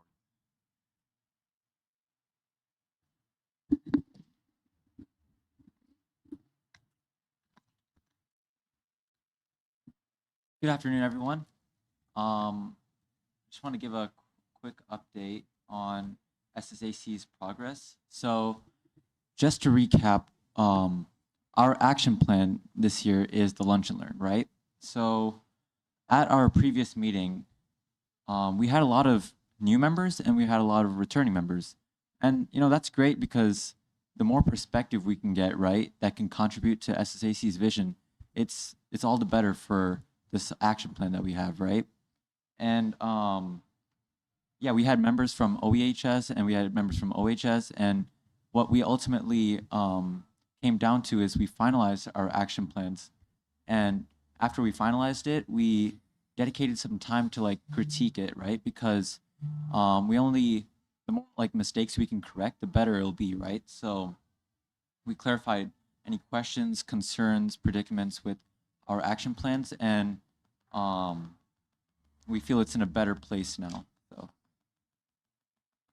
So everyone has a vision of what an action, like our action plan looks like, what a Lunch and Learn looks like, but we all have different aspects, right? Like not everyone's the same. We all have different perspectives of different things. So just like taking those key values and those key aspects of the Lunch and Learn that everyone has and trying to make sure that it stays with rightful presence and student-teacher relationships, those are the values that are really important that we need to incorporate in our action plans. So that's where, when we critiqued both action plans, it was really instrumental to see how we were able to take certain aspects, but we're also able to learn from the ideas that were proposed at the meeting. So very, very important. So the Lunch and Learn action plan is going to be for both schools. It's going to be done by OEHS and it's going to be done by OHS. But although we are two different schools, there is that concern if we're going to like host it on a different time or if there's any discrepancies between the situations and the circumstances that we have. As far as a date, we are thinking about February because there's a lot of administration and approval we need to see. As far as like the concerns about like expanding, like there's a lot of students who expressed a lot of aspects of the Lunch and Learn, but some of them were like expanding a little bit too far, and that's good because we can learn from what other people think. So just like for example, I could say like the number of students and like where we would host Lunch and Learn and how we're like going to like manage that target population. Like who are we gonna see? Who are we going to involve in this Lunch and Learn? How are we going to limit the amount of people? We don't know the market, if you would. Like we don't know the supply or the demand, right? Yeah. So just knowing what the strategies are for approaching these students based on that market is really essential. But that's what was provided at the meeting, and that's the discrepancies between the two schools. So it just comes down to, like, we'll figure it out on the way when we go through the administration process. So yeah. Building off of more of what was discussed by Daywick, we are really excited to kind of launch this action plan for both schools. Even though there's a lot ahead of us to get this going, a lot of new members and returning members really wanted us to foster diversity overall, because both schools, we look at different groups, minorities that are underrepresented, and we really wanted to provide more context for them to be represented. The lunch and learns at OH and OE will be a little different, but we are working towards the same goal of fostering student to teacher relationship in these schools. We cannot move forward until we get approval by our administration at our schools, such as our principals, to book a day in February for both of us, in which we hope you guys can also participate in and come and see us.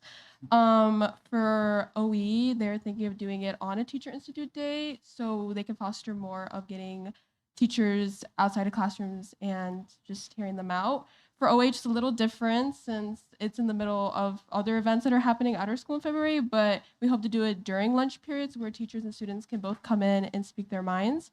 A lot of the new students really wanted us to collab with other big organizations that also foster students' voices, such as Bionic, BSA, MSA, LASSO, and Student Council, which are really big clubs at our school, both here and there. And their main goal is to also foster student voices and activity. Working with these organizations will build off a lot, especially since these students work alongside other administrators here throughout the entire year. Overall, we're really excited to finalize these plans through our SSAC meeting this week on the 11th. We hope to have a lot of your input as well while we get this approved. But we just hope that it's smooth sailing after this, especially with all the planning we have to get done. But we are really excited, and we see a lot of hope to get more intimate relationships between student and teachers. And we hope everyone has a great holiday for those who celebrate. And yeah. Thank you. Wow. I think the distinction you make between the schools, but with the same goal, is important, right? Like every school is its own community, but you can have the same goal and just implement differently depending on the needs of the school. So I think that's really well thought out. And I like that you're thinking about making sure that you have a diverse population and diverse voices. How you're going to go about that, that's be interesting to see. I know I'm really nervous on the process, but I really don't think it's going to be as difficult. I just think preparation is going to take time, especially with organization, because it gets quite messy when you kind of put all these different groups together, because you really do want to come together and put out that main goal. Yeah. And those older groups have a lot to offer. That's for sure. Yeah. 100%. So, Thank you. any other questions? No? Well, thank you. Yeah. Looking forward to it. 10.2, board committee reports.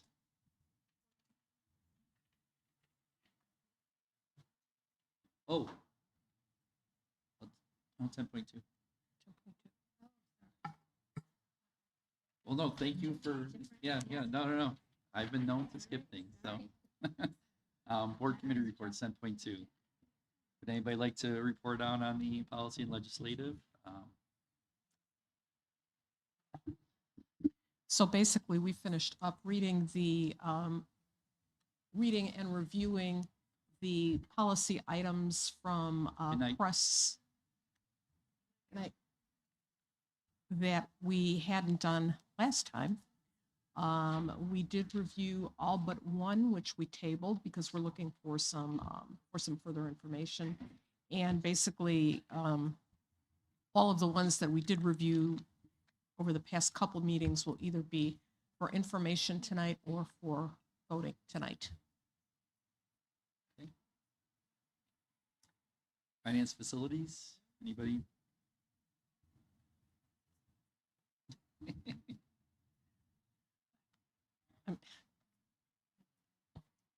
We're, A big component was the Some of it AFR. Was sounds the like- AFR? Was it Yeah, Yeah, sounds and like then we're going through it tonight. and then Yeah. the life safety plan, which we're gonna see. Yeah, I next. mean, I think and the only then we got an update on the auditorium here. It's coming along. That's the only thing that we don't have a presentation on tonight, which is basically the Performance Arts Center, as Erica said, is coming along. I think the first scheduled performance is in February, and we should be done in time for that. Okay. And then we all had to go to the football game. And then the equity learning and instruction. Anybody like to report out on that? I can do a quick overview. We heard an update on the strategic plan and some updates from diverse learners, special education, and multilingual learners. And then we had a couple presentations from different programs in our district, from Eastview Academy, and then also from the GOAL program, which serves the special populations and provides extra support for them. And then we had an update on the school improvement plan process. This is our second year doing a different process than previous years. And so we got some updates on how that's going. It seems to be going well. Okay. All right. 10.3, board member comments. Okay. You can start, Mary Jo. Go ahead. Yeah. So, first of all, I'm so proud of all the students in sports, in band, in everything that took place during the fall. We have so many students doing so many cool things. I think we all should just be really proud of them and for all their accomplishments. Absolutely. I did go to the Eastview Academy Thanksgiving, which was pretty amazing. There was a wonderful, the students, teachers, parents, culinary department put together a wonderful Thanksgiving. I got a chance to spend a lot of time with a lot of kids, talking about the, cranberry sauce versus turkey versus stuffing versus whatever. It was absolutely delightful. So I do want to thank them again.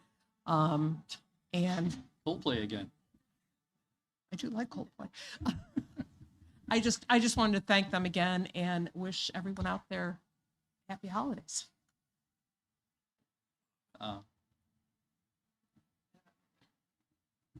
Just to add on what Mary Jo stated regarding the program at EVA for Thanksgiving, it was fantabulous. Enjoyed every part of it, and just seeing the kiddos just being able to enjoy the moments with their collective peers, and of course with the staff. It was just really nice just to have that presence. So kudos to the staff and the students.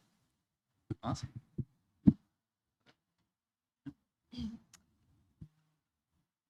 I was gonna say that EPEC is hosting their open gym night tomorrow at Churchill from 6:30 to 7:30. It's door 12, and I believe they're gonna have the robotics team there to do a demonstration. On a personal note, I played a band concert with the Wabanzi Concert Band, and I bring it up because we have a lot of SD308 alumni in the band, and I happen to be talking to another adult who's in the group, and like me, she's impressed with the amount of talent that's coming out of all of the schools, but notably SD308, because they're just above and beyond where we were as students when we were their age. Wow. So I think it really reflects well on the fine arts programs that we have within the district. Love our fine arts program. Well, Mary Jo touched on it. Yeah, we attended quite a few football games lately, Frozen Feet, and it was a nice playoff run, and think there's more to come on that. Also did, attended some student assignment, kind of seminars, and I think, Dr. Kincaid, if we can remind people when the next ones are going to be, So we have two very targeted presentations next week, one on Monday and then one on Wednesday. The one on Monday is specifically for Auburn Lakes. Individualized invitations have gone out directly to the families, but everybody is welcome. It will occur from 5:30 to 7 at Murphy Junior High and talk specifically to that potential recommendation. The one on Wednesday, the 17th, is specifically for Emblem and Hudson Point. So the students potentially impacted from the Southbury and Murphy. Again, same thing, 5:30 to 7, also located at Murphy. thank you. I know I didn't tell you I was going to ask you to do that, but it's an important topic. Anybody else? No? All right. 11.1 or 11, approved consent agenda. Can I have a motion to approve the consent agenda, please? I make a motion to approve all items under consent, including 11.1 minutes from the Board of Education meeting on November 17th, 2025, open and closed sessions. 11.2 to acknowledge the FOIA requests received by the district. 11.3 to approve field trips for overnight and or more than 200 miles. Second. Are there any questions on the consent agenda? Comments? Nope. Miss C, Aye. Dr. Polak, Aye. Miss Robinson, Aye. Dr. Martin, Aye. Mr. Cerrone, Aye. Miss Wenmouth, Aye. Dr. Murillo. Aye. Motion passes 7-0. Moving on to 12.1, Health Life Safety Survey for elementary schools. Mr. Hello. Obafemi? Yes. Open. The all school district, including us, are required to have a 10-year life safety survey by the Illinois State Board of Education School District Code. And we've engaged the service of Hubler Architecture to provide that services. So the one that was presented, I believe, a couple of months ago was for the high school. And then I think the junior high has been done. Now the one that is being presented today for the board's consideration and approval is health and life safety for our elementary school. With that being said, I will have Charlie from Kluber to present the information to the board. Thank you, Charlie. Hello. Thank you. Perfect. As Mr. Obafemi said, this is a requirement in state statute from the ISB requires this of all school districts. And you, as he pointed out, this is phase 3. We broke out high schools, then your junior highs, and then your elementaries. It just so happens they're about 1 million square foot each. So it works out for us, but it works out for you too and your staff as they start to execute the work that we've identified. Go to the next slide, please. Thank you, Dr. Kincaid. Thank you. I appreciate that too. Okay. And this is sort of the information that you've got 22 school buildings. Over the last 3 years, we've gone through all of them and provided this data. Like I said, just over 3 million square feet in total. But as Mr. Obafemi pointed out, we're looking at the elementary schools this year. There are 13 elementary schools or specialty schools, so we also looked at Eastview Academy and Brokaw. And it houses, these spaces house about 7,600 kids. So it's a lot of your student population. The methodology for going through a student survey, is licensed professionals go through your building.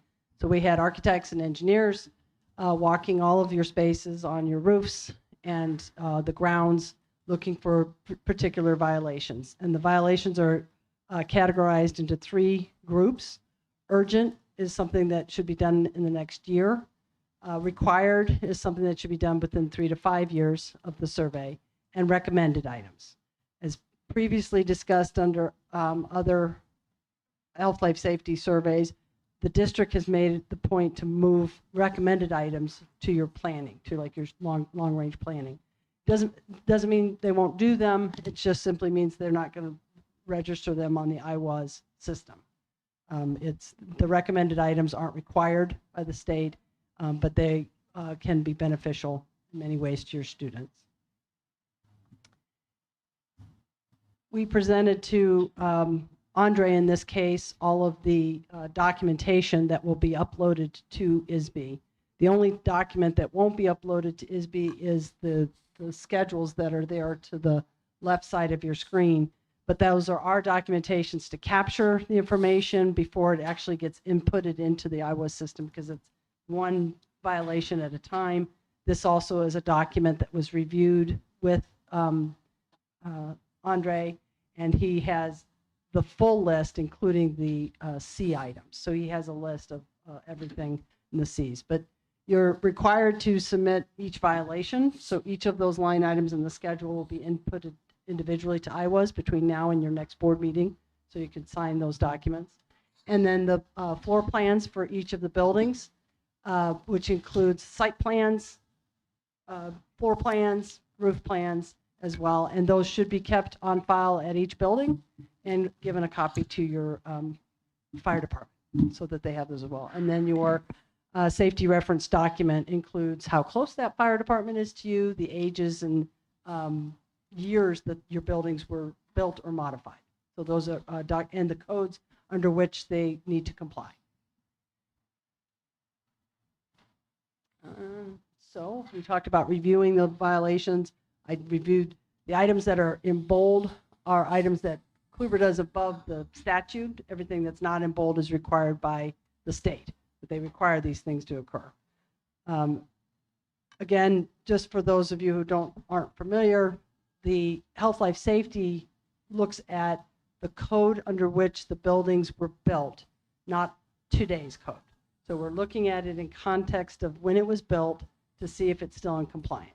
But it does include things like tripping hazards as you're walking into your building, which you've addressed a lot of them, which is really nice to see at some of your elementary schools. But it also includes wet ceiling tiles and the like. We're to about the point where Kluber is coming tonight to come do this. Is one of the statute requirements is to come to the board and present this, and then you ultimately have to approve it and sign it. We will upload that data, and Dr. Obafemi will get an email that says he needs to approve it, and then it goes to the Regional Office of Education for them to look at and review, and then it goes down to ISB for their final review and approval as well. So just some key points from this year's assessment. Again, it's the third phase that we've gone through, and it's the elementary schools and special schools. We did not get an opportunity to review with buildings and grounds what work was completed from your previous assessments. Last year, you might remember, we came in and said, oh, so much of this work had been done at the high school, so in the dollars that you're seeing, they'd probably be less than we have, because there's probably quite a bit of work that's been done by the building and ground staff. But we will continue to look at that and get those updates, because at the end of the day, Kluber's responsible to close out these health life safety documents with the state. So our license goes in when we input this information to the state. Again, as discussed, we have A and B requirements, and that C is inputted into your planning by buildings. So the findings, there's approximately 1.3 million in project costs that we identified, the largest of which would be the roof at Long Beach, and those are identified by schools in the next couple slides. But priority A violations are just it's about almost 350, 300, it's 345,169. And priority Bs, again, that's priority B, the big number out of there is your Long Beach roof. Going to the next slide, which you can see all of the buildings together. And again, like I said, the biggest ticket item in that B column was your Long Beach roof. Boulder Hill, Southbury, Wolf Crossing, and Eastview were just over 100,000, and concrete was kind of their higher cost ticket items. Churchill and Old Post were just both at about 90,000 or just under. And uneven pavements was, again, there's exterior work. It happens a lot in our inclement weather. We get a lot of heaving and freeze thaws that affects your exterior concrete and pavement. Grand Park was the fewest, the smallest dollar value there at just 15,000, and there was water leaks at the doors, at entryways, and some minor roof leaking as well. And the rest of the schools range between 25,000 and 77,000. And again, your highest ticket items were probably in your exterior asphalt pavement and play areas, as well as some ceiling replacement costs as a total. What's the large line for Benarsic? Benarsic was actually surveyed last year. Oh, okay. But the large line item for Benarsic, as you see in that graph, Yeah. is also its roof. Okay. And yeah, as mentioned in the FFC, we talked about the roof project. And then, so now that we have all of your buildings, we have a total chart here, which includes your student populations. The negative numbers on your students doesn't mean we have bad kids. It just means you have less students there than you did the last time we surveyed. That's all that means. It's just showing the trend lines of where they're going up or down. And then your costs by building in total, you can see. So again, the 2.9 million that's in that bottom line is probably less because you've probably accomplished some more work at all of the schools, which Kluber will sit down with Andre and Bill and his team and work through what has been accomplished.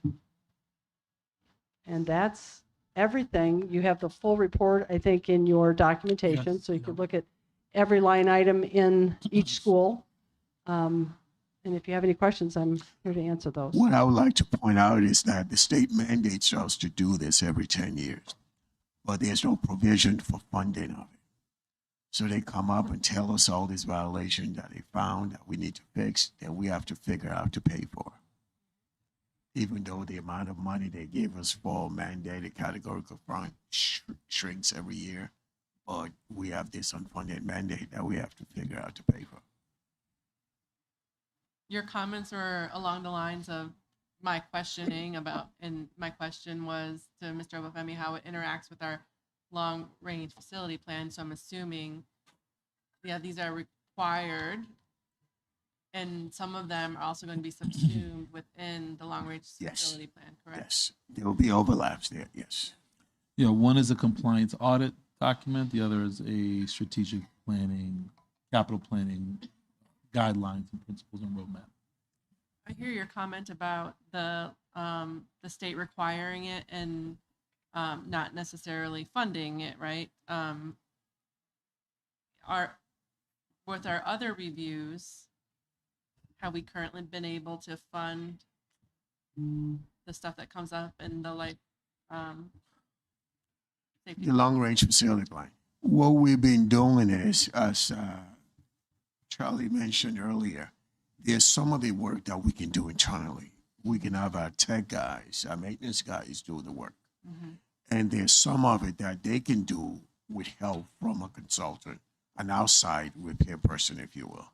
But there's some of it that are significant in the cost of repairs that we just don't have the money internally from operational budget to be able to fund it.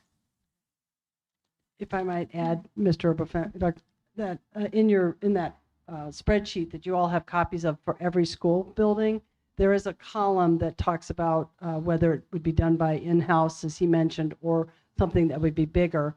The other element is that you have a lot of common themes as you go through these buildings.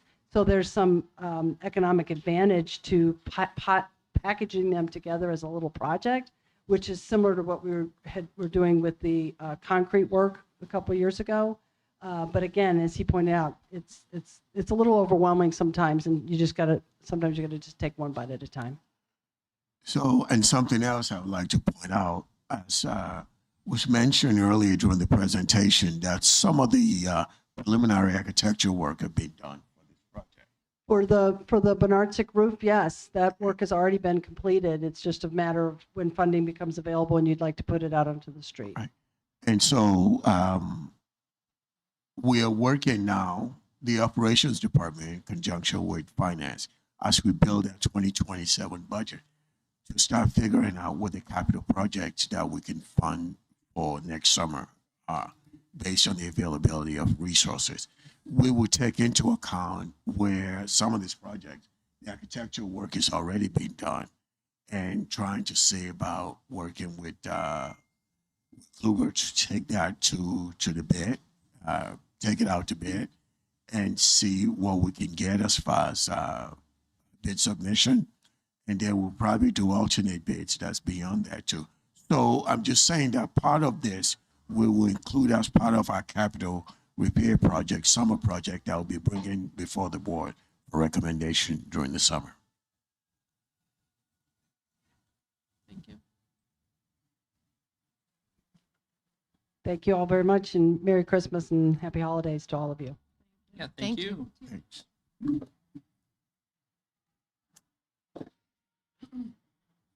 All right. Next item is 12.2, the Chromebook collection. So I'm going to tee up Mr. Kiger, the Director of Technology here. And what happened is during COVID, we, as a district, we know we had some of our kids working remotely. We also knew we got 3 tranches, if you will, of ESSER money. Part of the funding we used to go one-on-one because of the fact that COVID was around and we needed to have devices for all our kids. But what I would like to point out is since then, COVID actually funding ended in September of 2024, which is well over a year ago. And we're trying to review some of the expenditure that we use COVID money for, because we had that money then, we don't have the money now. We're looking for a way to manage our resources and trying to figure out how we can be more efficient in how we use the money that we have and be realistic about money we don't have anymore. With that being said, I'm going to have Mr. Kiger present. Thank you. Yeah, as Raphael mentioned, due to federal funding that we no longer have access to, it's caused us to reevaluate how we are spending our money, and at the same time being able to provide access to technology across the district. So tonight we are going to make recommendations to account for that lack of funding, specifically dealing with our Chromebook refresh cycle and the graduate retention process that we've put in place for the last couple of years.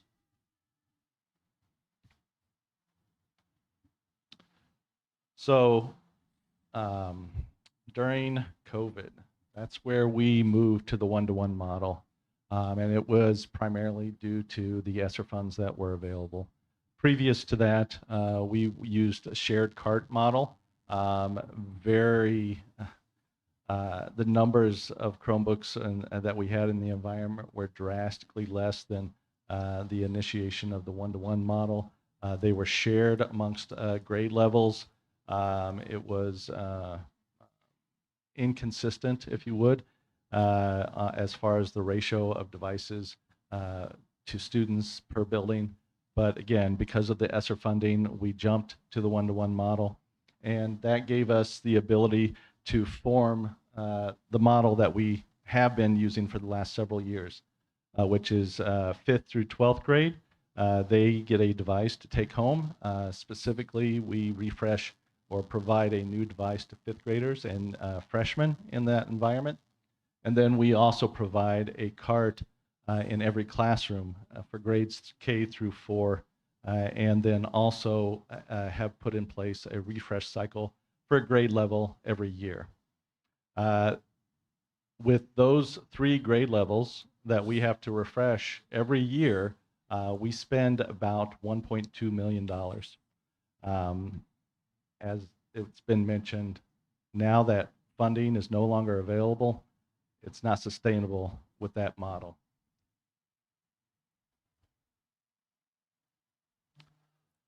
So 1.2 million, what can we do?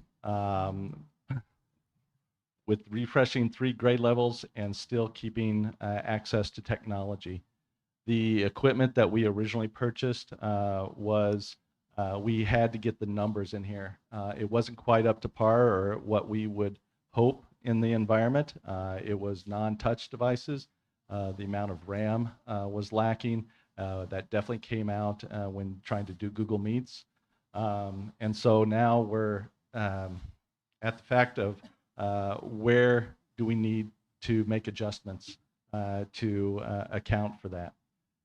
And so in collaboration, we gathered feedback from, let's see, it was the high school representation, K through 8 leadership, senior leadership, and of course, senior leadership. We came up with these recommendations for going forward.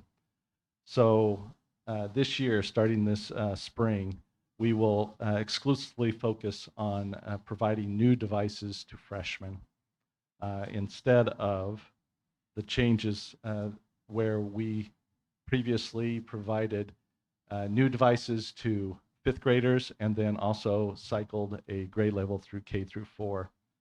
This also means then that the devices that we are collecting from 8th grade will be repurposed in backfill or repurposed in keeping the carts at a consistent number for grades 1 through 4. And then the next recommendation is specifically with the graduate retention, device retention process that we put in place. That process has only been in place for about the last 2 years. It was that graduates were allowed to keep their device, partially because they were the original COVID devices, again, lacking in touchscreen capabilities and 4 gigs of RAM. But now we have cycled through all of those devices. And now we're finding that we need to keep those devices in-house. They have much higher value when we need to consider repurposing them, repairing old devices, and really getting hands in, or keeping technology in the hands of every student. And as it, and so what does this mean financially? It means an $800,000 in reduction in spending every year. That is a significant amount and can be repurposed for other better avenues, but it is a huge savings if we follow these recommendations. And so thus ending, we're recommending that the board approve of these adjustments. Now, something else that I'll add to it is that the cost of technology, technology infrastructure, and not just the equipment, but monitoring the infrastructure to make sure the bad actor doesn't get in a system and do various things, those costs have been going up too. And so we have to look for a way to continue to do that without, without asking for more money, if you will. So the ability to try to do more with less, because there are things that we're doing nowadays with our technology infrastructure that 5 years ago we didn't have to do it. It's the nature of where we are with technology. So those are some of the things that we kept in mind in trying to reach this decision. So we knew we needed to do this. We were saying, okay, how do we do this without allocating more money that we didn't have, quite frankly? And this is one of the things that we came up with of being able to do that. I mean, my only concern is, we have what we need in-house in order to repurpose and repair and. If we, again, follow these recommendations and collecting the 8th grade devices and the senior devices, we currently have still some stock, but having those quantities of devices, I still think that we're in pretty good shape then to continue this for the next couple of years at least. Good. I want to say that I think this is a good testament to Mr. Obafemi's team thinking about how to be fiscally responsible and thinking about the money that we can save when we're able to save it. This plan makes sense to me. I just have a couple comments. And this is discussion for possibly another time, but you know, academic research is currently pointing to maybe we should have less Chromebooks in first and second and third grade and things like that. And so that could be a potential future discussion, and that would be more cost saving. And of course, if we didn't need or think we needed to supply those to our younger students. The other comment that I have is when I think about our 12th graders who are graduating, in last couple of years, they were able to keep their Chromebook. I know I have some Chromebooks sitting at my house that haven't been touched in 2 or 3 years. And I'm like, okay, what am I going to do with these?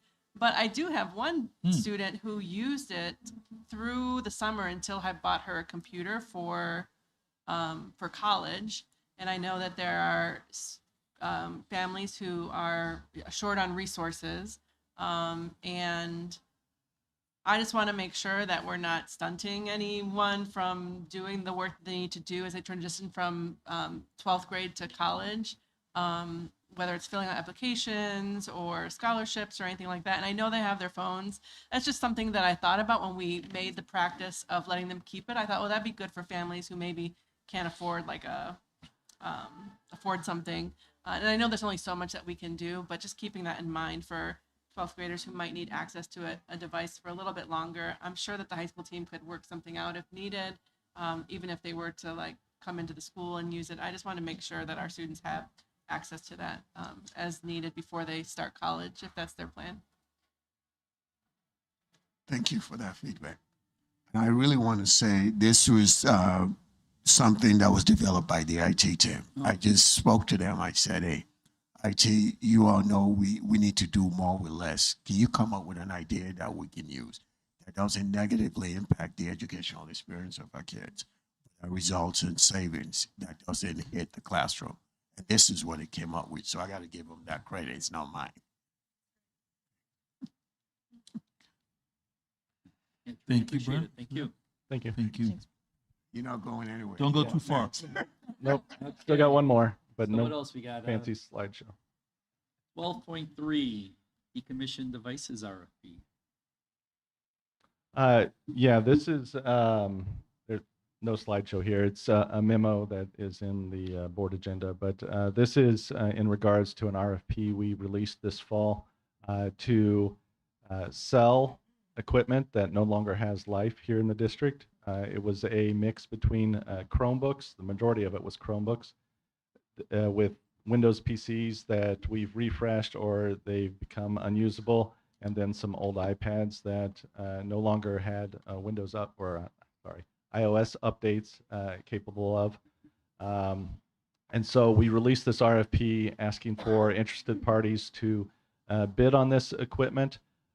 Specifically, we asked for a minimum value and a maximum value and various grading levels depending on the quality of the equipment. Along with that, they also had to present information that said that they would dispose of equipment environmentally sound, also with secure destruction if they no longer had a purpose for it. With this RFP, we had 4 vendors that responded. Technically, only 2 that we really took seriously because of the dollar amount. The one that really stood out to us came in at a minimum amount of a little over 51,000 for the minimum.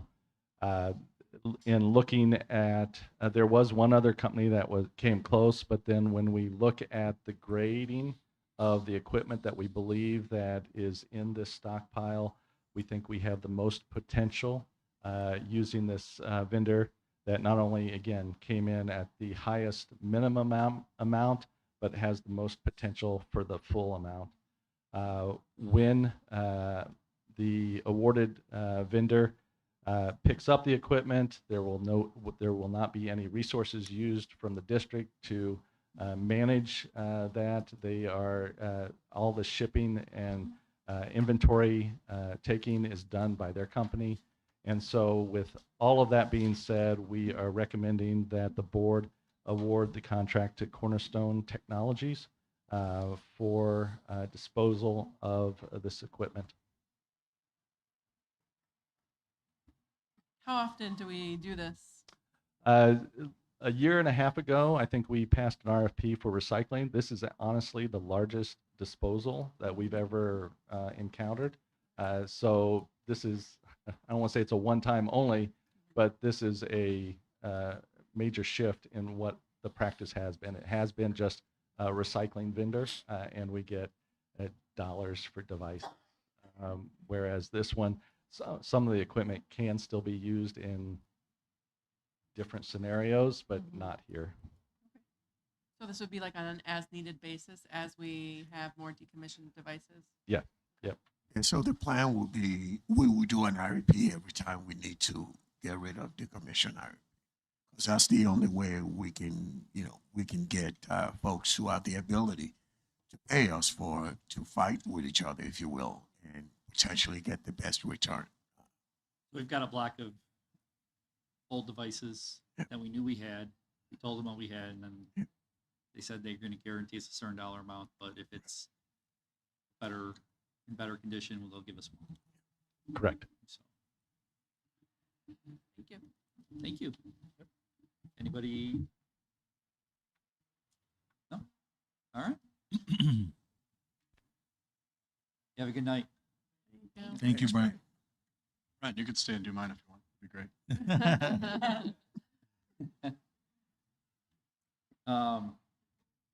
Security window film RFP 12.4. This has nothing to do with Windows security. That's not Wipe this off. Windows securities, that is correct. There is a memo in the board packets referencing the RFP that was conducted around window glazing. This security measure was represented in the long-range facilities plan, as well as has been on our 3-year safety and security plan over the last couple of years. We had already started to engage in the opportunity for this project prior to much of the master's facilities plan and the long-range facilities plan, but this aspect is included in that planning aspect or planning document. We would like to, we did go out to RFP. We received 6 bids as a result of that RFP. We selected the bid that was next to lowest. The reason for not selecting the lowest bid was because at the time of the submission of the RFP, not all of the documentation was provided as requested in the RFP. And so as a result, we would like to move forward with Tint Nerds LLC as the recommended vendor to provide some window glazing on our main points of entry to increase those security measures.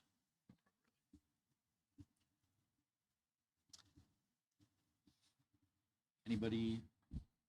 No, I just want to stress you've clearly done research on Tint Nerds. Yes. I mean, as far as track record, that type of thing. So as part of the RFP process, they are required to submit those references and those types of things, insurance certifications. Before we would approve any final contract, we would again take another targeted look at that vendor before any work or project was agreed upon. Thanks. Okay. All right. Move on to act agenda.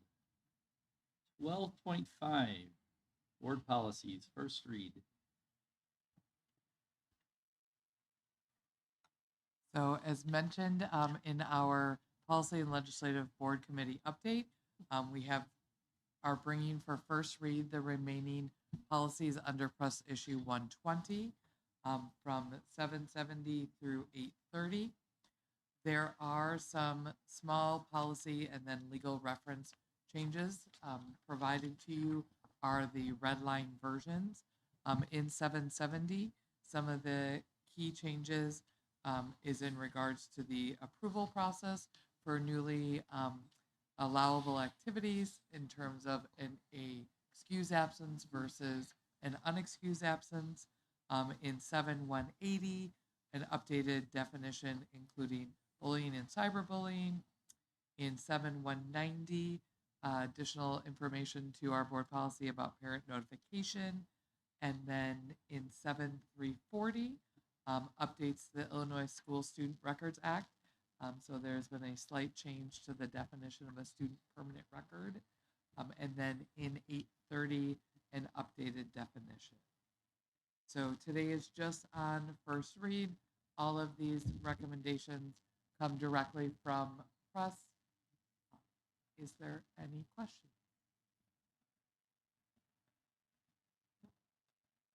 Anybody?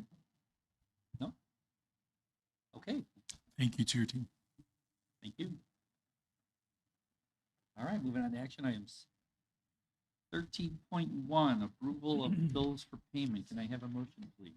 I make a motion to authorize the payment of bills in the amount of $3,251,731.84 as presented. Second. Any discussion? Nope. Mr. Saron, Aye. Miss C, Aye. Dr. Martin, Aye. Miss Wenmuth, Aye. Dr. Mario, Aye. Miss Robinson, Aye. Dr. Pollock. Aye. Motion passes 7-0. Action item 13.2, approval of the completion and acceptance of the long-range facility plan. Can I have a motion, please? I make a motion to approve the completion and acceptance of the long-range facility plan as discussed and presented. Second. Any discussion? I have a couple comments before we consider the vote. I think that the conversation last time at our board at the meeting helped clarify for me what this vote was for, and even today's vote, I think it's stated like the acceptance and approval of this plan. I want to say that I've been very happy with the engagement activities around this plan, the long-range facility plan, and how much input we got from the community about what they wanted to see in our facilities over the years. And I think overall, we're just doing a really good job with that in our district about getting feedback in a variety of circumstances, whether it be long-range facilities or the strategic plan, multilingual, diverse learners, all of that. So we're really making some concerted efforts there. And when I thought about it, I really thought then if that's the case, and I believed in that process of everyone coming together and giving their ideas, then this plan is really a culmination of those efforts, which makes it not necessarily our plan, but it's what our community has said that they want for our schools and our students. But I also know that that comes with a cost, and then there is cost associated with these items. Today, we're not voting on any type of spending. We're voting to acknowledge that this is a plan that everyone thought was a good plan, and then we can make plans from here, how we make those plans come to fruition. I know that some of the things on the plan are like high priority, like we need roofs and we need Heating. we need air conditioning and things like that. Right now. And there are other things in the plan that are more nice to haves. But I think that's the next step in the work is to figure out what comes first, what resources we're going to use to make it happen, and if it needs to change, because we know that same thing with the strategic plan, there may be some things that we have to put in the background and hold off on because we don't have the resources or the time or the energy, not the energy, we always have more energy, right? Or to do it. Or things might change in regards to, the resources that we have from our state or the federal government and all sorts of things.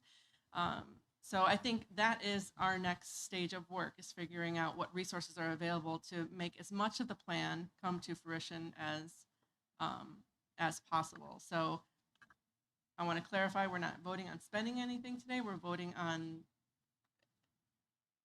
this is the plan that our community said that they would like to see for our facilities in the future.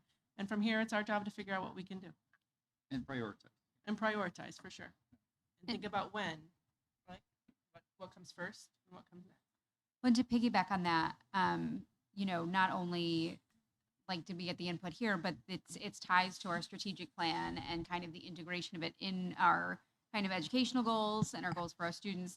But then also, to kind of reiterate what was said about the spending, one of the things that I personally like about the plan and find comforting from like a fiscal responsibility standpoint is the fact that there are recommended budget categories of capital repairs and infrastructure. So there's like more immediate needs that we're talking about, safety and security improvements, which we just heard about, educational environments, and then, a lot of the nice to haves with comprehensive reconfigurations, things like that. So, so to just kind of reiterate everything Dr. Murillo just hit on, I do think that it's important to keep in mind that this is a framework that was built not only on community input on our facilities, but community input, but tied specifically to our strategic plan, which also received community input. So, I'm excited about having a framework potentially that we can use to guide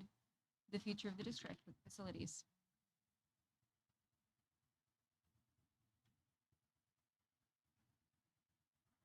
Anybody else? No? I was just going to add that I think I think it's important for us to reiterate that our primary focus needs to be keeping students in their seats learning instead of all the nice to have things. I personally find 20-year-old carpet to be really gross. So Well, while that doesn't that's on the keep newer them in the side, okay, yeah. seats, I think that also is maybe a health concern. Well, yeah, yeah. it could be a health breathing issues. Which Yeah. would be a need. Yeah. I mean, I think I said I said that much as last meeting as well, that prioritizing is going to be key. Mhm. So, and we know that certain things need to be done and are going to come up. So, okay. All right. Dr. Polak, Aye. Miss Robinson, I abstain. Miss Wenmouth, Aye. Dr. Martin, Aye. Dr. Murillo, Aye. Miss C, Aye. Mr. Cerrone. Aye. Motion passes 6 ayes, 1 abstention. Action item 313.3, adoption of 2025 tax levy. Can I have a motion, please? Oh, yeah. Sorry, I had gone off to Bermuda. I make a motion to adopt the 2025 tax levy as discussed and presented. Second. Any discussion? Not for me. Okay. Dr. Murillo, Aye. Miss Robinson, Aye. Dr. Martin, Aye. Miss Wenmouth, Aye. Mr. Cerrone, Aye. Dr. Polak, Aye. Miss C. Aye. Motion passes 7-0. Action item 13.4, approval of intergovernmental agreement with Yorkville Community Unit School District 115. Can I have a motion, please? I make a motion to approve the intergovernmental agreement with Yorkville School District 115, special education programs and services as discussed and presented. Second. Any discussion? No?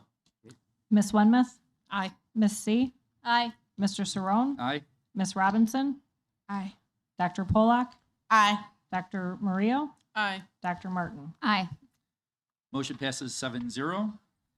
Action item 13.5, approval of 2026 school maintenance project grant. Can I have a motion, please? I make a motion to approve the 2026 school maintenance project grant as discussed and presented. Second. Any discussion? Nope. Go ahead. Mr. Saron, Aye. Ms. Robinson, Aye. Dr. Martin, Aye. Ms. C, Aye. Dr. Mario, Aye. Ms. Wenmouth, Aye. Dr. Polak. Aye. Motion passes 7-0. Action item 13.6, approval of renewal of state waiver application for driver's education fees. Motion, please. I make a motion to approve the resolution authorizing the submission of a state waiver application for driver's education fees as discussed and presented. Second. Any discussion? Nope. All right. Dr. Martin, Aye. Ms. Wenmouth, Aye. Mr. Saron, Aye. Ms. Robinson, Aye. Dr. Polak, Aye. Ms. C, Aye. Dr. Mario. Aye. Motion passes 7-0. Action item 13.7, board policies for second reading approval. Can I have a motion, please? I make a motion to approve board policies section 2, school board 2:120, 2:150, 2:270, section 4, operational services 4:10, 4:30, 4:80, 4:140, 4:190, section 5, general personnel 5:10, 5:90, 5:100, 5:190, 5:200, 5:220, 5:280, 5:300, section 6, instruction 6:20, 6:40, 6:60, 6:130, 6:160, 6:210, 6:260, 6:280, 6:300, 6:310, 6:315, 6:320, section 7, students 7:10 as discussed and presented. Thank you. Second. Did anybody second? I seconded it. Okay. Any discussion? No, just to reiterate, in terms of 660, there was one decision that we would be voting on in terms of the policy, and we will not be adding the Irish famine. And then in 6-10, with the approval, we would be leaving our current practice of the board would approve all of our core instructional materials, but then would have administrative approval for supplemental current instructional materials. Appreciate that. Anybody else? No? All right. Ms. Wenmouth, Aye. Ms. Robinson, Aye. Dr. Mario, Aye. Dr. Martin, Aye. Mr. Saron, Aye. Ms. C, Aye. Dr. Polak. Aye. Motion passes 7-0. 13.8, action item approval of personnel report. Can I have a motion, please? I make a motion to approve the personnel report as discussed and presented. Second. Any discussion? Nope. Ms. C, Aye. Dr. Martin, Aye. Dr. Mario, Aye. Dr. Polak, Aye. Mr. Saron, Aye. Ms. Wenmouth, Aye. Ms. Robinson. Aye. Motion passes 7-0. Can I have a motion to adjourn? I make a All in motion. flavor- oh, I make a motion to adjourn. all in Second. favor? Aye. Aye.